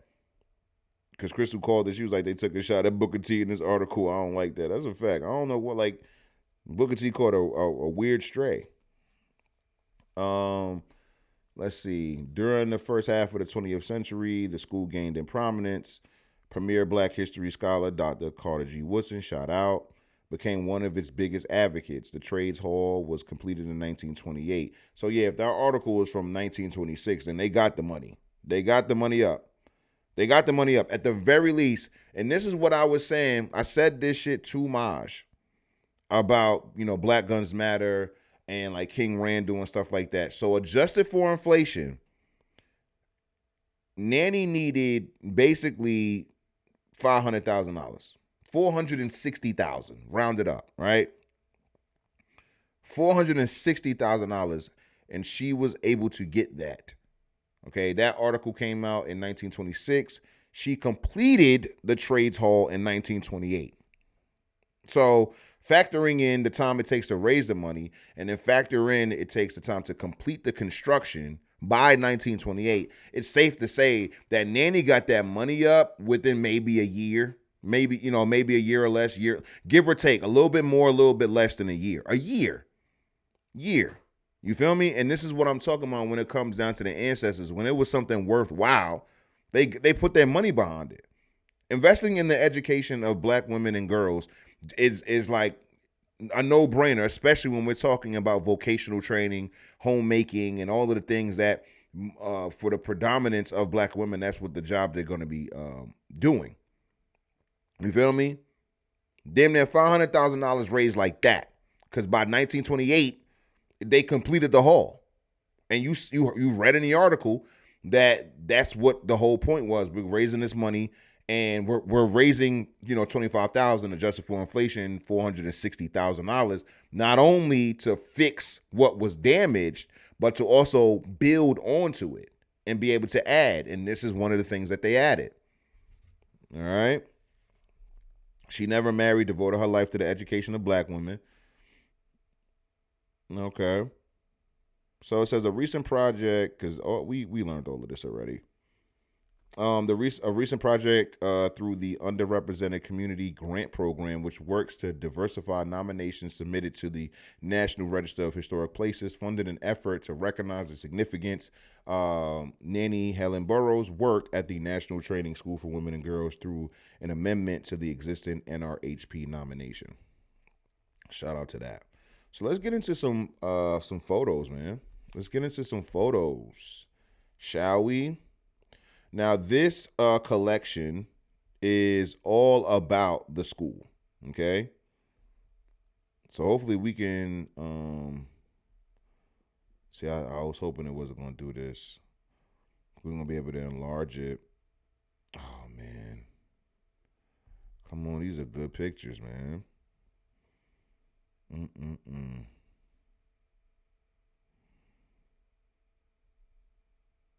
Larger images of... So only 6 of these images? Oh, that is so whack. That's so whack. I want to see these. And the thing is that the real issue that I have here is that these pictures are obviously not this small. That's so whack. Because I really wanted to. They got a basketball team. Like, come on, man. I want to see this stuff. Let's see. You know what? This is how we're going to do it. Let me go to the Library of Congress myself. And what I'll do is I will copy. Let's see. Let's do this. I search for that joint from the site myself. Let's see if we can get it, because I know those pictures are super fire. Super fire. So I want y'all to be able to see it. In every picture that's on here, they're at the physical location in Washington, D.C. And all you got to do is just look them up. And that's the reason why, like, I really was, like, praising the Library of Congress the way I was, because of what you're able to, you know, get out of there. But yeah, this is crazy. Because it says larger images display are only at, so they may be talking about, they may be talking about, like, going to the actual location to look at it in like, in physical form. I mean, if not, if they're not going to allow us to see it, per se, we can still do the Googles. But I will say this, though. Based upon what they told me at the Library of Congress when I went, all you would have to do is go, tell them the lot number, and then they'll be able to pull up the group. So you'll be able to have all of these physical, you know, photos, you know, for yourself. Is it still, come on, like, load the hell up. Like, come on. Okay, let's see if they're gonna allow us to look at the pictures now, if they're gonna change the tone. So yeah, see, here we go. So that's an enlarged one. You see the basketball hoop back here. Okay, let's go to some others to see if they'll do it. So this is their typewriting class, 1910. All right, yeah, we cooking with grease now. Boom, full screen it. Boom, that's what I'm talking about. Now we get it. So this is the typewriting class at Nanny's school. I love the interior. This is beautiful. This is fire. What else we got? Yeah, I knew we was going to get it. You know what I'm saying? They ain't going to hold us back. You feel me? Women sewing in classroom at National Training School. Boom, let's get into that. This is in 1920. Oh, they going to do us bad. That's another thing. I'll be going through the LOC or whatever, and they'll show you this little motherfucker, and then when you click it, they hit you with this shit. And then I got to Google that actual title to get to it and shit like that. It's a whole thing. So, yeah.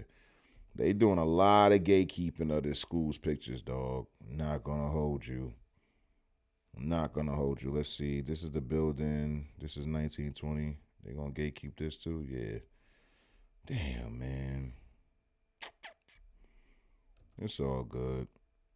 Clerical training. Yeah. It's a wrap. It's a wrap. They not showing us what we need. I wanted to see that basketball picture and see if they was really like they was giving it up hooping. This is one of the classrooms. Gate cap. Yeah, I'm not gonna keep doing this. It's just aggravating me. So that was Nanny and the National what was it? What was the original name?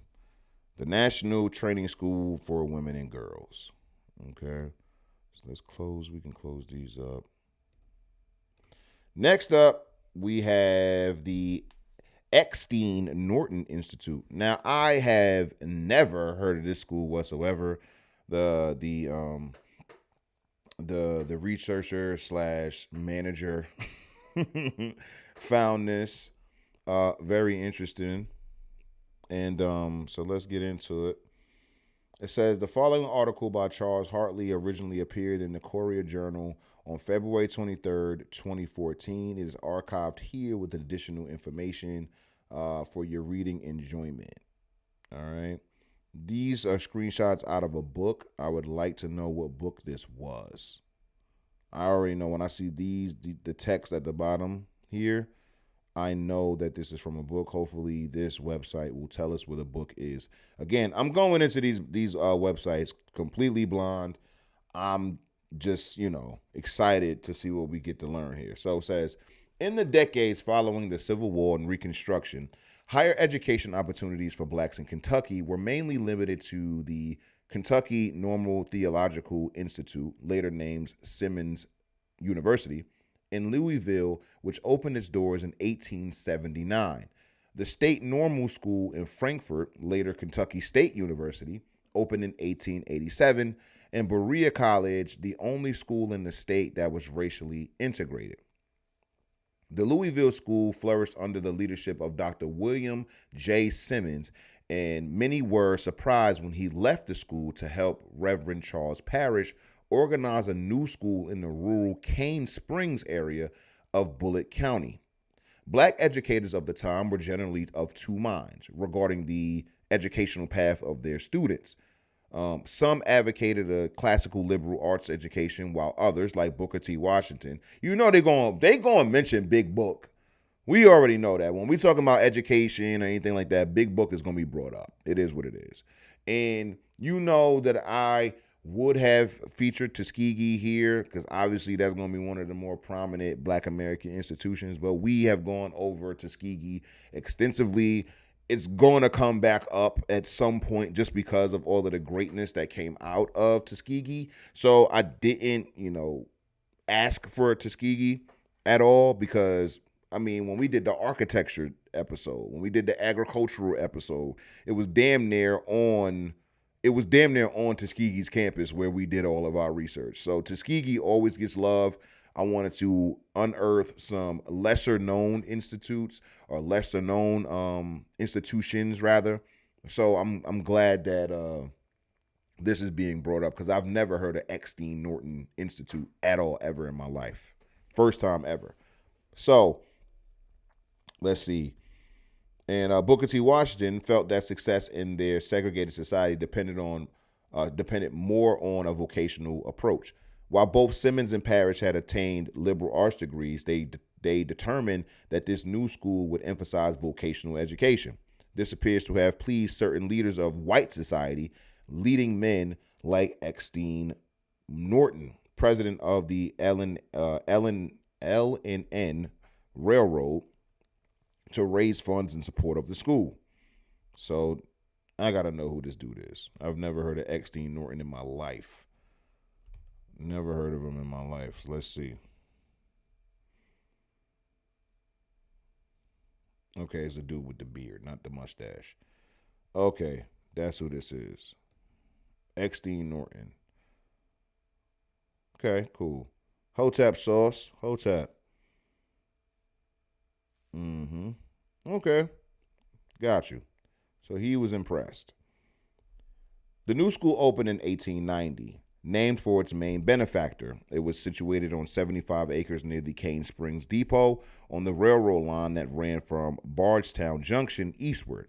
In 1902, the Courier Journal described the campus, quote, "The main building is a substantial brick structure with 25 rooms. There are also 5 frame buildings with 20 rooms for dormitories and assembly halls, the printing office, laundry, and blacksmith shop. The accommodations are not adequate to the demands upon them." End quote. The first year the school enrolled but 24 students. However, over its lifetime, it provided some level of education for over 1,800 students. Dr. Simmons died during the school's first year, and Reverend Parrish assumed leadership. While he continued to promote the vocational studies, opportunities were provided for those seeking a liberal arts education. This was particularly evident with the work done by Miss Hattie Gibbs, this woman right here. Okay, a talented musician educated in the Oberlin Conservatory of Music, who worked diligently to provide a quality music program for the school. Following her stay at XD Norton, she would move to Washington, D.C. and establish the Washington Conservatory of Music.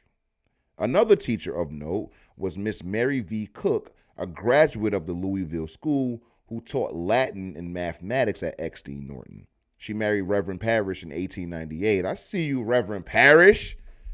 Oh, I see you, Reverend Parrish. You pulled up. She was working at the school. Y'all was working together. Y'all kept, passing glances at each other on campus. You had to get up on that. I see you, Reverend. I see you. He was looking at her. Look at him. Doing his thing. Seen her. Uh-oh. Where for show at? He passed up on Hattie. Let me stop. Let me grow up. He passed up on Hattie and went right to the light-skinned Miss Cook. You feel me? That's where he went. He went to the light-skinned queen.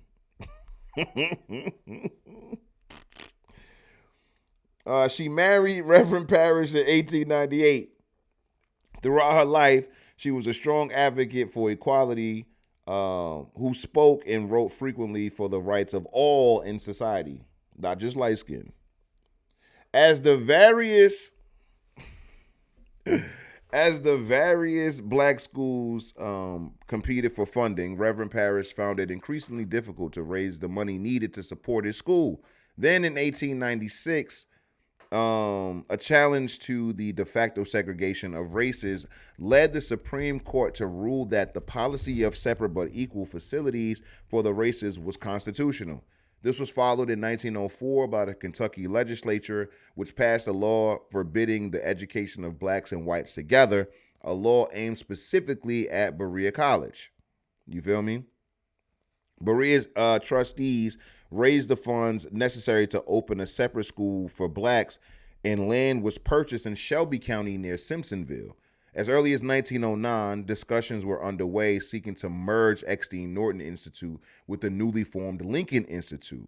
However, it was not until 1912 that the two schools merged, ending the brief existence of the Bullitt County School. Time in the hands of man have wiped away all evidence of what was once XD Norton Institute. But for 22 years, it provided education for students who might otherwise have been denied the advantage. It would take 42 more years before the U.S. Supreme Court would strike down the laws of segregation that had made this school and others like it necessary and part of history that we should not forget.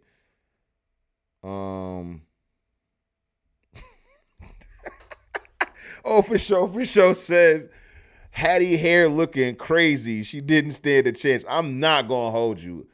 I don't know what Hattie was doing with that. I ain't even going to hold you. Mary had her shit laid. I don't know what Hattie was doing. I ain't going to lie. Ain't got nothing to do with skin complexion. This hairstyle, going up against this hairstyle. Dog. That's no shade, man. No hate, but damn. Christopher said he liked them yellow gals. Yeah. That's a fact. So this is photo taken from the evidence of whoa. Ooh. See, I'm talking shit and forget it. Anyway, so this is the school here, and then boom.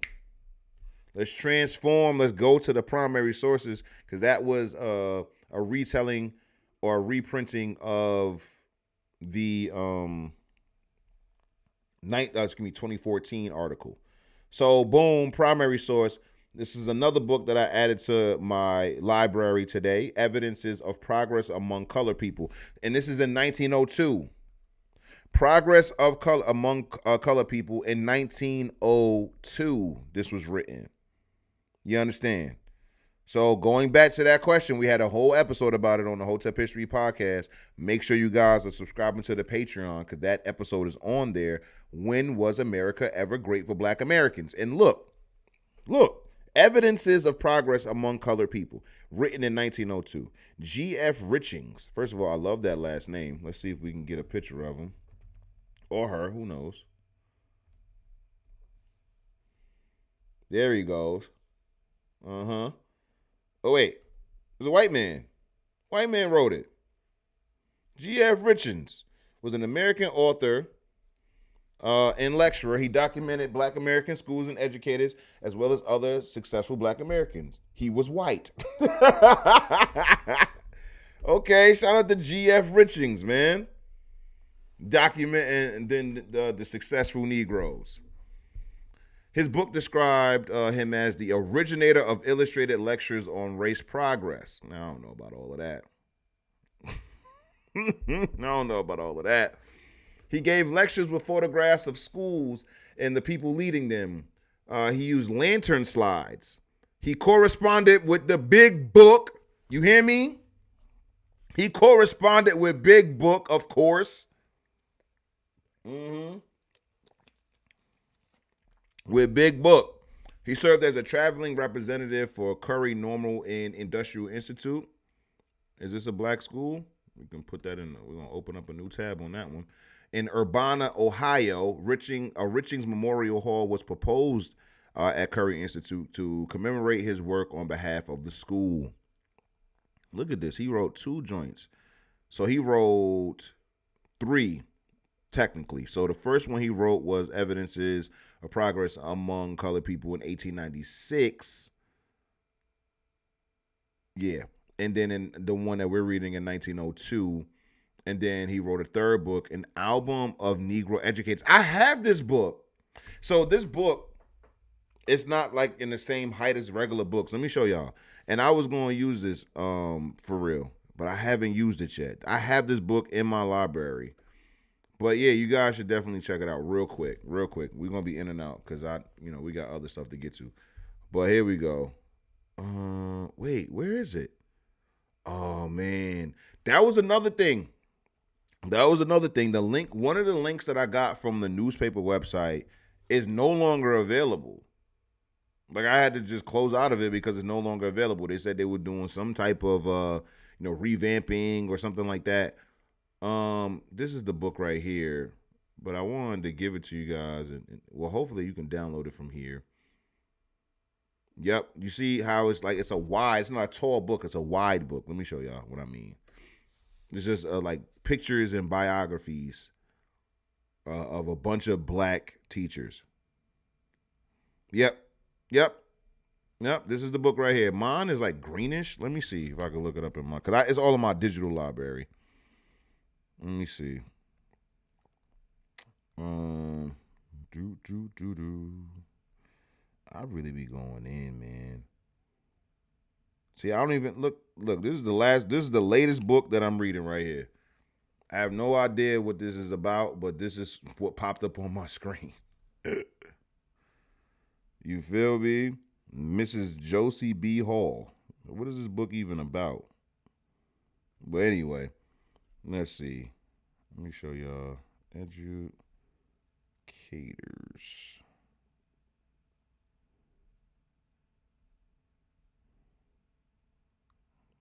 Oh no. I don't know where it is. But yeah, it's this wide book. Now, can you download the whole book? Nope, you can only download page by page. But yeah, so just check this out real quick. We'll skim through it real quick. But yeah, it's this wide book. And of course, Big Book is in it when he was, younger, obviously. But yeah, these are all of just pictures and bios. There's a bunch of black teachers. Dig? Miss Fannie L. Jackson Coppin. My copy a little bit better. Look, Reverend Parrish right here.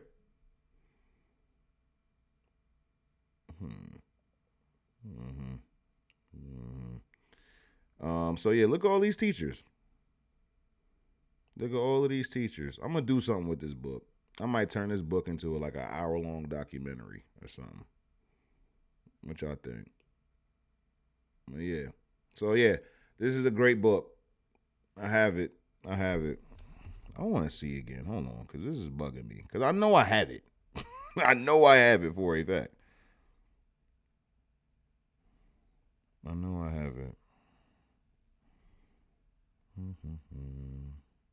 But yeah, a white man wrote it. All right, that's fine. I mean, he ain't telling no lies on him. Sammy says you and Inky with the books. Yeah, man, you gotta keep them, man. I got hundreds of them. I gotta keep a book, man. Always. Source the Prophet says gotta have the sources, gang. That's a fact. That's a fact. So we did this website, so we can X out of that. This is where we were at. So the school was founded by one of the most successful educators of the race, the late Reverend William J. Simmons, DD. Isn't that a dentist? Am I tripping? Isn't DD a dentist? And his associate, Reverend C.H. Parrish. Got it. Parrish, excuse me. So yeah, okay, hold on. In 1890, it opened under the most favorable auspices, and each year has succeeded beyond the sanguine expectations of its friends. Was it sanguine? Is it sanguine or sanguine? Sanguine, right? For purity of atmosphere, for development of the physical powers, and for freedom from the allurements and unwholesome amusements of the city life, no better place could have been selected than Cane Spring, Bullitt County, Kentucky, 29 miles from Louisville. So yeah, get out of the hustle and bustle of the city to where you're going to be corrupted. You feel me? Let's see what else they was talking about. The object is to teach the students how to work, to teach the dignity of labor, that hands must be used as well as heads, and that both can be successfully used together. It teaches manliness and race pride, that skill tells regardless of skin or parentage. It gives, besides the industries, a literary training which begins with the primary and ends with the college. As much is required from the study of the Bible as from any other book.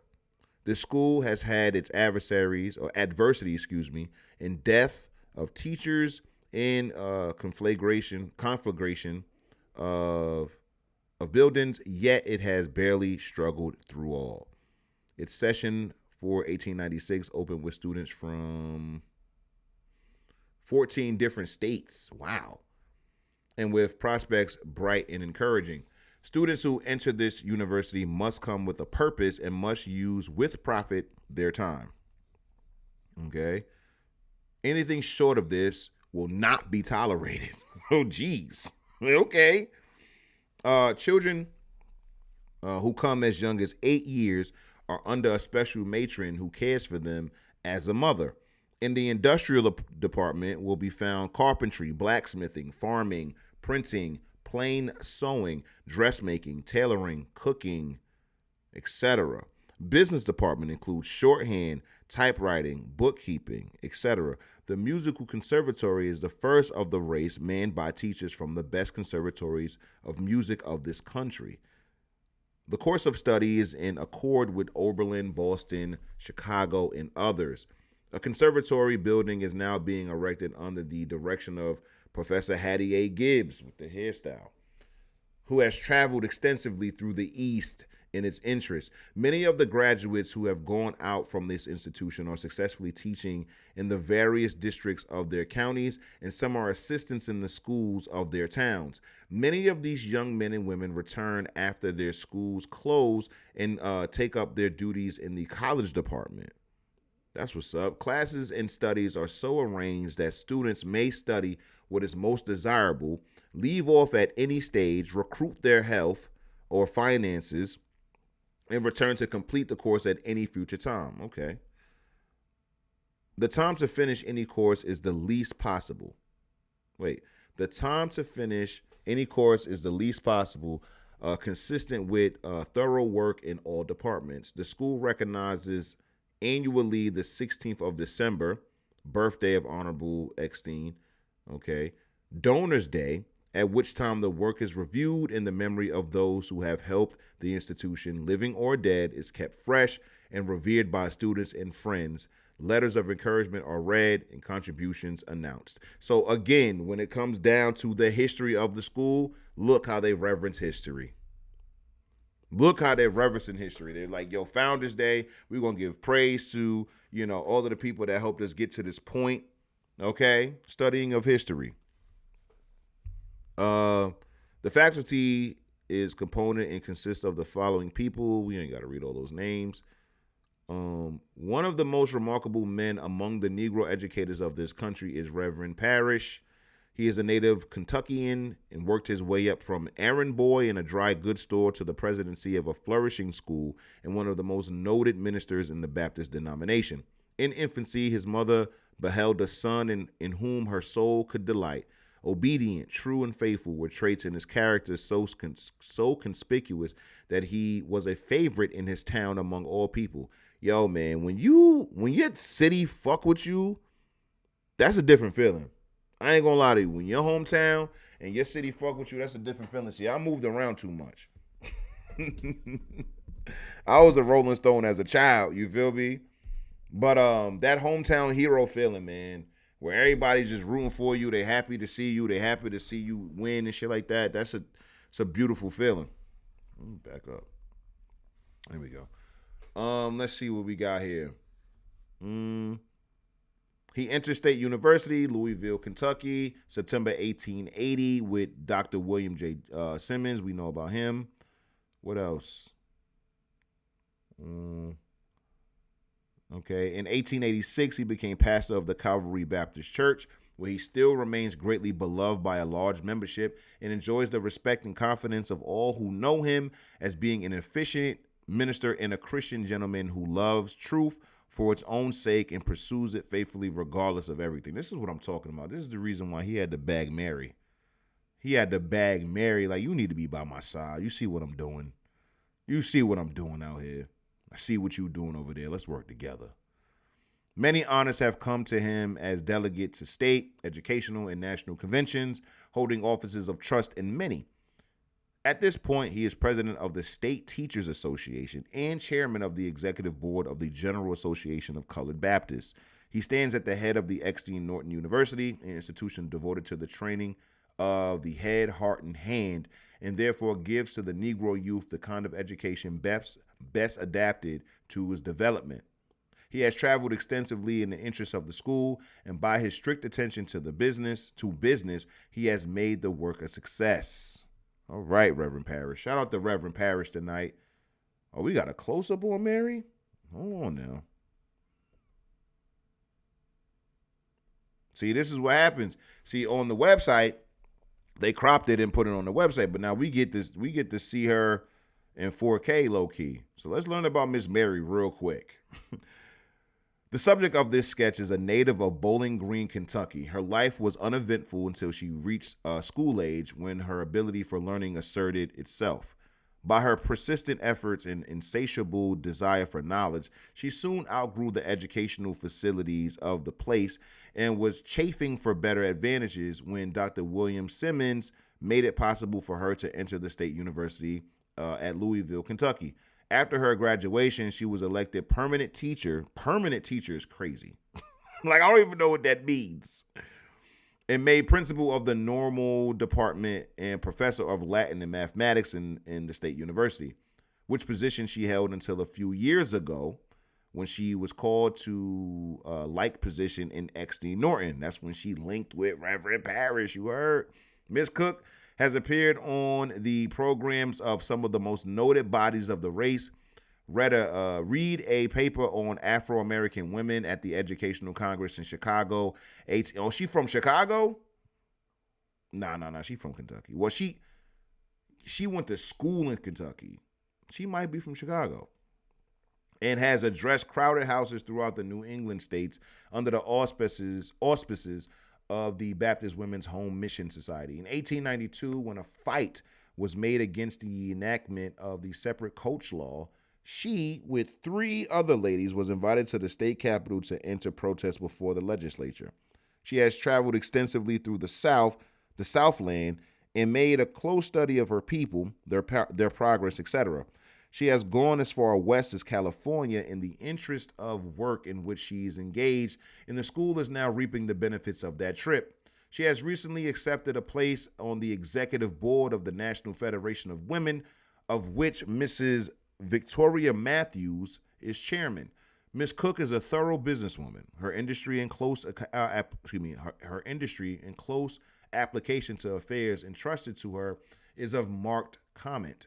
She is conscientiously consistent with an honest conviction of right to which she adheres with admirable fearlessness. She is, by her very constitution, compassionate, gentle, patient, self-denying, loving, hopeful, trustful, and by the power of her own pure soul, she unconsciously molds the lives of those under her. Man, what a beautiful description. Seems like this woman is beautiful on the inside and out. That's what it seems like to me. What y'all say, chat? That was a beautiful description. It would be utterly impossible to live on day after day with Miss Cook and not feel the desire for as noble a life springing up from your own heart. Damn, you couldn't even be around her and not want to be a good person. That's what they saying in the book. What if G.F. Richards was kind of like crushing on Mary? That's why he talking, because he gonna talk about Miss Gibbs next. We gonna see how he talk about Miss Gibbs. We gonna see how he talk about Miss Gibbs in comparison. All right, because he said a lot. You know, compassionate, gentle, patient, self-denying, loving, hopeful, trustful. Like, he's giving up a lot of compliments to Miss Cook. We see how he's going to talk about Miss Hattie. She has a wonderful influence over her pupils who love her with a love that casteth out fear. Jeez. And she not only influences them, but all who come in contact with her are wonderfully impressed.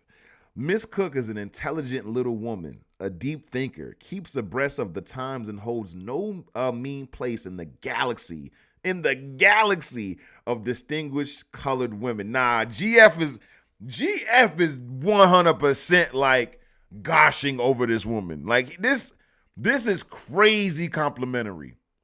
This is like he is giving it up crazy. Let's see. He said in the galaxy of distinguished colored women. He is going in. The women of her own state delight to honor her and have her conferred upon her some of the highest offices in the organizations of which she is a member. Miss Cook has a literary inclination. Being a strong, graceful writer, she has contributed much that is good to colored journalism. Yo, Sammy, galaxy, son? Son said the galaxy, son. Sammy says glaze is, no, galaxy is straight glaze, gang. It is. It is, son. Galaxy is crazy. Galaxy? Yo, man. All right, let's see. Let's finish up. When she has appeared on the public platform, she has never failed to carry her audience by the force of her terse style and convincing argument. She was recently appointed commissioner of the state of Kentucky to the Women's Congress, which convened at Atlanta, Georgia, December 1895, before which body she read an interesting paper. Slowly and surely, step by step, Miss Cook has risen to the high plane of usefulness, and her life is an inspiration, modestly displaying the great unselfish heart of the woman, whose highest ambition is to be of use to her race and humanity. Now that's what he said about Miss Cook. Let's see what he got to say about Hattie. Yo, I'm telling you, this shit better not be night and day, because then the colorism shit, the colorism argument may have some legs here. Let's see.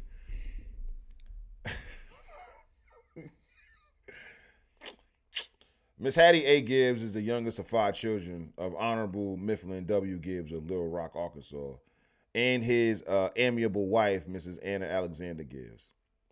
Miss Gibbs entered the Oberlin Public School at 6 and began the study of music at 9 under the direction of her sister, who at the time had made considerable advancement in that study. At 11, she entered the Oberlin Conservatory of Music and also kept up her studies in school for 3 years, after which she entered the high school and devoted all her time to those studies. After 2 years of hard study of Greek, Latin, and mathematics, she graduated with honors before her 15th birthday. As a student, she was an untiring worker. Her hours for study encompassed almost the entire day. She accustomed herself to rising at 4 o'clock to begin her practice. In the conservatory department at Oberlin College, the attendance is about 500, and out of this number, the average attendance of college students is 8 or 10. The students are required to finish a course of 3 studies before a diploma is awarded.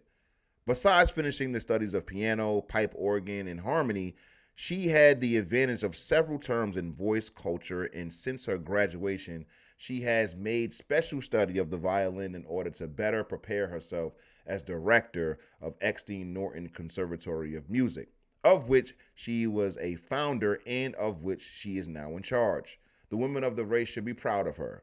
So this is not the same. This is not the same. We are only a few paragraphs in, but the energy is not the same, gang. We can clearly see the difference in energy. Okay? The woman of the race should be proud of her. This is completely platonic. You can tell. He's just like, she does great work, yada, yada, yada. Like, do y'all remember what he was just saying about Mary? She's loving, trustful, hopeful, beautiful. Like, he was going crazy, but let's go. Let's go back. Let's get to it. The women of the race should be proud of her.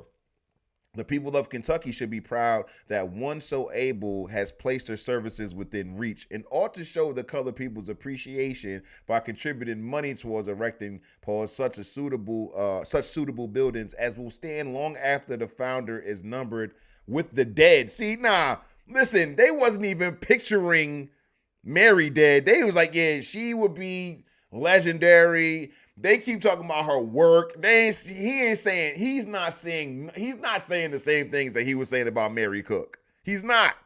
Let's keep it told. He is not speaking the same way about Hattie that he spoke like for Mary. But let's keep it going. A race monument in itself. In disposition, Miss Gibbs is amiable. In mind, she is great. In heart, she is noble. In manner, she is gentle. She has a steadfast and undeviating love of truth, fearless and straightforward in action, in integrity and in honor, even unsullied by an unworthy word or deed. And after all, these traits, so prominent in her makeup, make her greater than her worldly success in her art, for in themselves, they constitute greatness. You see the difference? Like, I want y'all to see the difference. He's giving her props. Don't get it fucked up. She's still an exceptional woman. But you can just feel it. You can feel the difference. I can't be alone here. Somebody, come on, chat, talk to me. Y'all can't, don't make me out to be crazy. Y'all can read, y'all can hear the difference. Okay? She has a clever handicraft at all the arts commonly styled woman's work. Not only have her hands been trained to glide dexterously over the keyboard, but she has made every day of her life tell, and the result of her industry is that she is skilled in painting, crayon work, artistic embroidery, dressmaking, cooking, and all that goes to make up an accomplished woman. Yo, yo, he's only talking about the work that she puts in and how good she is at the work, bro. Like, come on. This brief sketch has been given with the hope that young people who wish to accomplish any particular pursuit in life may herein find an example of what a woman can do, and the truth may be brought to them that, quote, there is no excellence without great labor. That's it. Just how hard of a worker she was. Now let's go back. Let's go back to this, yo, come on, son. Yeah. Miss Hattie, she worked hard. She worked hard as hell. She's smart as a whip. But let me tell you about Miss Cook. Miss Cook is a thorough businesswoman.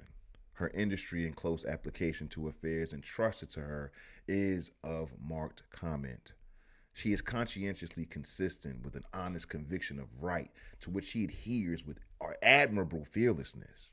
She is, by her very constitution, compassionate, gentle, patient, self-denying, loving, hopeful, trustful, and by her power and by the power of her own pure soul, she unconsciously molds the lives of those under her.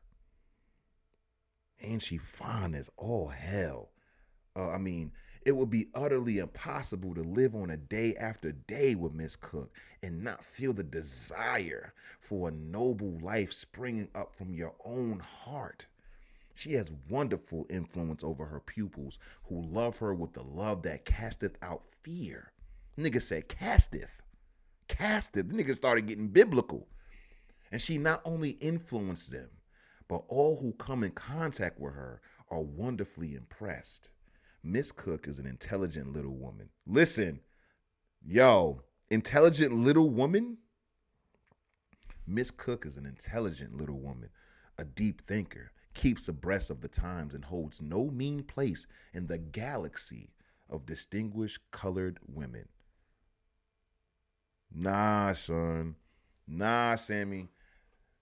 The writer was romantically involved with the idea of Mary. I don't think Mary let him sniff it. She married Reverend Parrish. You don't get to be this type of woman and you're fucking around on campus. You're not about to fuck. Like, I know G.F. Richings didn't work. He's just an author here. You know, he didn't work at the institution. But she married Reverend Parrish. And the way he's describing this woman, she not about to be fucking the white dude writing about her. She gonna fuck her husband, which is, Reverend Parrish. This is completely different. Now, damn, Sammy. Sammy done fucked it up. Sammy done fucked it up because I was saying that he was admiring her because he's clearly admiring her here. That's what I'm saying, Memphis. He was super thirsty. This paragraph is nasty, gang. This right here, these bars right here, he was 100% shooting this shot. That was crazy. And then when it came down to Miss Hattie, he was like, yeah, yo, she work hard as hell, man. She's smart and shit. You feel me? And, after she dies, we'll definitely honor her name. She was fire. All right, come on. Now y'all being disrespectful. Hold on. I remind you. Oh, hold on. We're not even going to go there. Hold on. Yeah, this is the white dude writing. This ain't Reverend Parrish. Oh, man. Come on, y'all. Hold on. We just looked him up. G.F. Richings. This is the guy who wrote the book. Okay? This is the guy who wrote the book.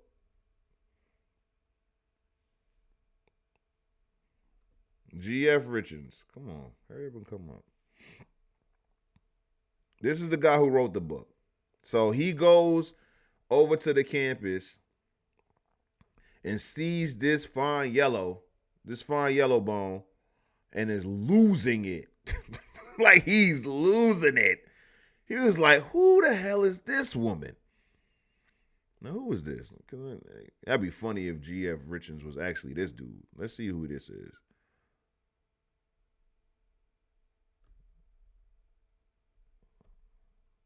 Who is this guy? This is Monsieur. Who? Man, they not even giving me the nigga picture, man. Oh, man. I'm not going to hold you. This hairstyle, man. Let's see. Wait. Yeah. So, yeah, for sure says Hattie's hair was crazy. She couldn't get no play. I'm sorry.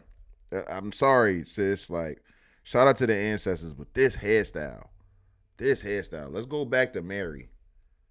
You feel me? Let's see if we can. Let's see if she has a Wikipedia. You know, it's a very common name.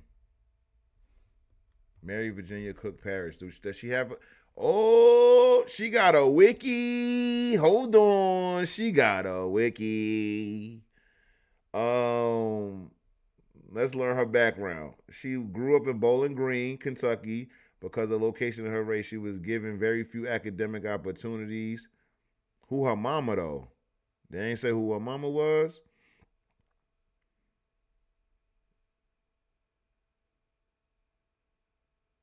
Yo, man. Listen. Let's see. Hold on. Here we go. Now we got another hashtag going. Justin for Hattie. Hold on. Let me read the chat. Y'all jumping. I'm jumping ahead. Hold on. Sammy says, nah, the miscegenation was highly unlikely. I don't know. You know how it is when it comes to that shit. So this picture was in 1893. It could have been some mixing going on. That's why I want to see who her parents was, because she a little bit on the lighter side, as you can see. Memphis says, plays all of the things by Joe. Dude was dirty macking. Yo, the hair was not it. I'm sorry. That hair was not it, Hattie.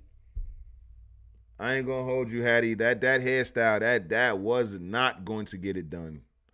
That was not going to get it done. I mean, come on. This or this, fellas. Like, who are you going with? It's not even anything to do with complexion. If Mary had that hairstyle, you feel me? Just saying. But yeah, hold on. Let's go. I want to know when she married Parrish, because that's going to do it for me. Marriage and the life as a pastor's wife. There we go. Okay, January 26, 1898, after working for a short time as secretary, okay, she married Charles H. Parrish. Yes, that's what I'm saying. They met at work. They met at work, and he was like, oh, who is that? Pushed right up on Mary, like, hey, man, I seen you. I seen you. Man. Look. The following year, their son was born. Yeah, he was locking that down immediately. As soon as they got married. Let's go. Give me my junior. Give me my junior. You goddamn right. Parrish and her husband led the establishment of the Kentucky Home Finding Society for Colored Children in Louisville in 1908, and she served on the board until it was closed in 1937. Under her leadership in the Women's Auxiliary Unit, the NBC, in 1909, created. Hold up. This is why I love history. So wait, I think they getting this story mixed up with there's got to be, because they mixing this up. Under her leadership, the Women's Auxiliary Unit, and they created the school. This is nanny school. As chair of the Board of Trustees, Parrish was responsible for the school's education of more than 2,000 women in the early 20th century. What? So you mean to tell me that Nanny and Mary was working together? Is that what this sounds like? This sounds, because Nanny founded it. So let's go back. Hold on. Because now I need to know. Because if Mary was involved, that's fire. Hold on. What was that shit called? The National Training School. I need to know. Let's just do it. Yeah, yo, I ain't going to hold you, Sammy. Hold on. Crystal says, which is worse, Hattie's hair or the middle part? The side part is not that bad for men. Okay? The side part is not that bad. I can accept that. You feel me? But that middle part got to go. You know, Hattie could cook her ass off. You feel me? You know Hattie could cook. See, this is why we can't fuck with Wikipedia, because I don't see no co-founders. I don't see no co-founders at all. But anyway, yeah, he locked that down immediately. He seen her at that school, he could not let her go. Could not let her walk past. So that was Eckstein Norton Institute. Thank you for this book, because we got all of these different. I ain't gonna hold you. Can we keep going in this school? I mean, in this book, it seems like we got another book here. I mean, another school here. So let's we'll return to this book. We'll get through what we got up here first, because we found Curry Normal. So let's do Berean School of Philadelphia. You know what is pissing me off, y'all? I'm not gonna lie. We are, and it's like, it's really not that big of a deal, just off of the strength of, hold on, y'all, I gotta log into this real quick. So off of the strength of, my work ethic and stuff like that, I'm not tripping on it. But I was telling y'all about episode 5, right? And episode 5, it talks about like the upper class blacks and stuff like that. I've had it on ice for the longest time. And let's see. And I had somebody that was going to work on it. They weren't able to do it after like months of thinking that they could. But in that episode, we do talk about the Berean school. And so it's crazy that it comes back up. And that's why I'm like, I know that school. But yeah, it's because of that. Let's check the chat while I load up JSTOR. Memphis said, ain't no way she walked out the house like that on purpose. That could have been the style. Who knows, man? That could have been the style.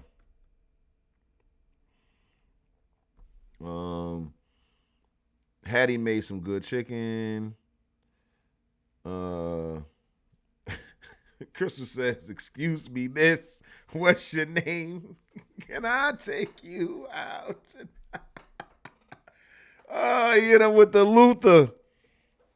You know what I'm saying? Yeah, Rev was not. He seen that from down the hallway and was like, yo, what's going on? You are looking absolutely gorgeous. What is your name? I must know your name. It'd be a crime for me not to know your name. Why is JSTOR acting like this? I don't know. While that shit is loading up doing what it do, let's go on over to the next school. The Sabine Normal and Industrial Institute. All right. Sabine? I don't know how to pronounce that. But we got another book. We get the lag. Stupid lag.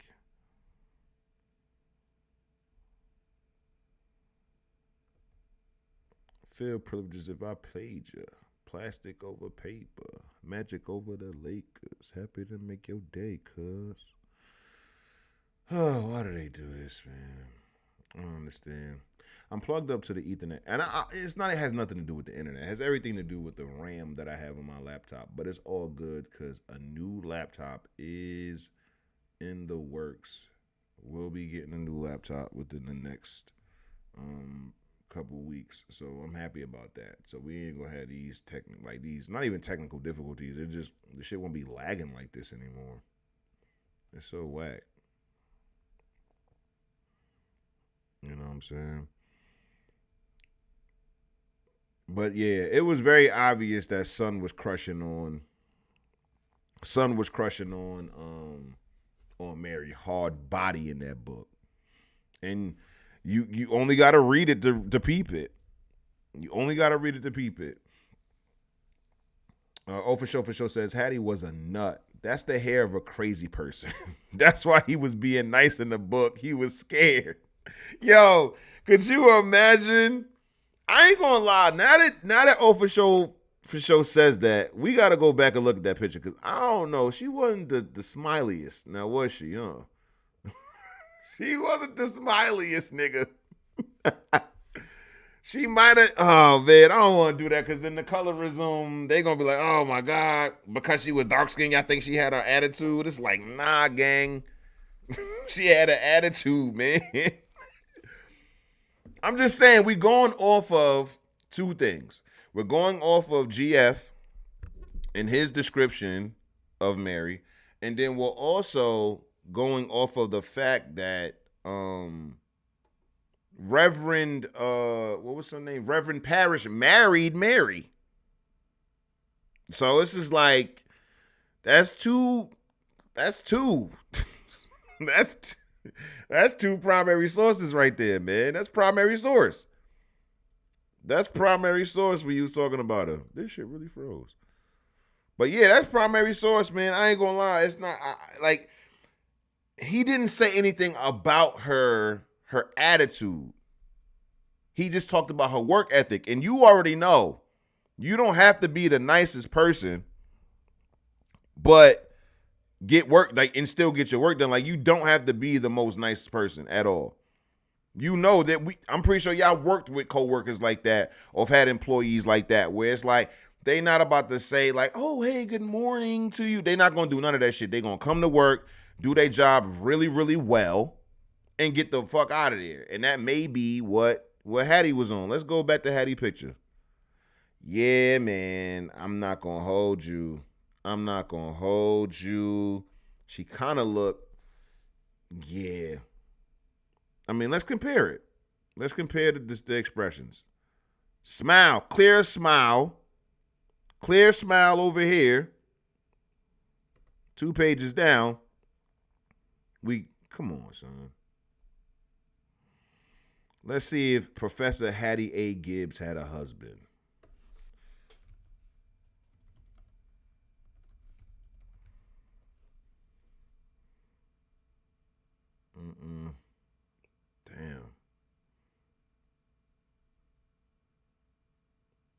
Damn, they don't even got a wiki for her. This is just looking bad overall. She got a page at the, University of Kentucky. Let's see. Let me type in husband. Ooh, unfortunately, husband does not come up. Yikes. It's not looking good. Nah. Where does it say that? Daughter of Mifflin Gibbs, the first Black American judge, and Maria A. Alexander Gibbs. Hattie she was a great musician. She graduated with honors, so she was a high achiever. Okay, the first Black American woman to do so. Let's see, married? Oh, yeah. Hattie Gibbs' married name was, okay. Oh, she does have a wiki? Hattie Gibbs' married name was Marshall. Oh, so she did marry. Where's her Wikipedia at? Is this it? Oh, this is it. I'm tripping. Okay, she looked way better in this picture. She was born in Canada? Okay. Cool. She went to Haiti too? Okay. See, this picture way better, gang. She fixed, okay, hold on. Okay, this AI? This might be AI. I think this is like AI recreating that shit. Yeah, this is some AI shit.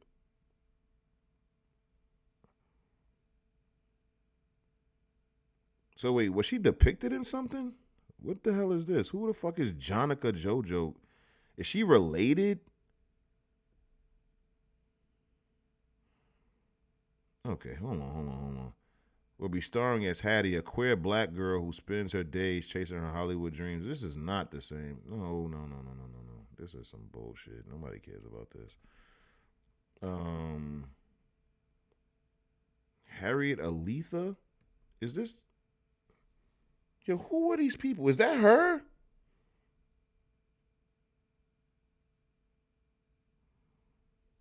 Hold on. Yeah, this is Mifflin. That's her pops. Yeah, Harriet Aletha Hattie Marshall, formerly Gibbs. Was that picture AI or some shit? You know I'm skeptical of all of this shit. This looks... No, this is Oberlin College Archive. This is her. So did she cut her hair off? She did the big chop. Oh my goodness. Oh man. Yo, what if this is really a good... Like, what if this is actually an authentic picture of hers? And she just keeps doing this motherfucking Christmas tree shit. Let's do the photos. Yo.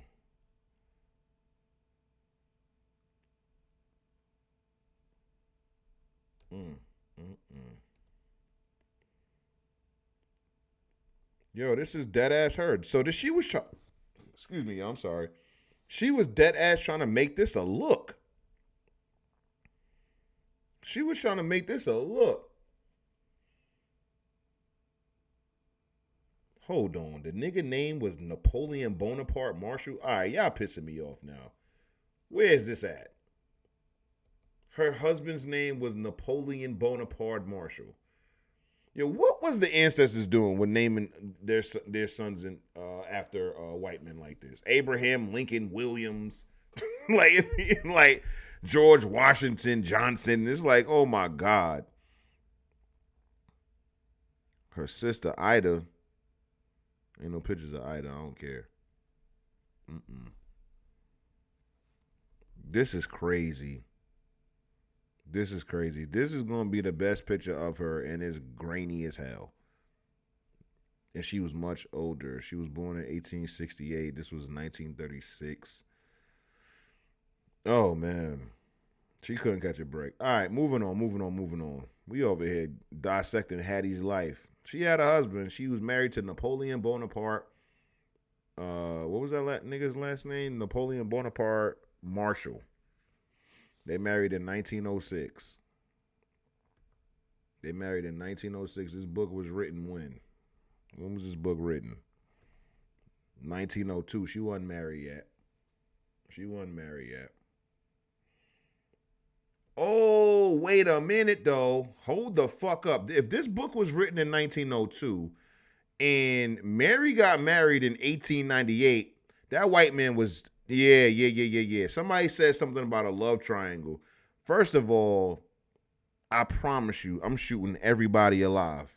If I'm in a love triangle with my black wife and a white man she's crushing on or fucking with, it's up. It's the 19th century. I'm or the top of the 20th century. I'm shooting everything moving. I'm telling you that shit right now. You fucking a white man? You crushing on a white man? Oh, you out of your motherfucking mind.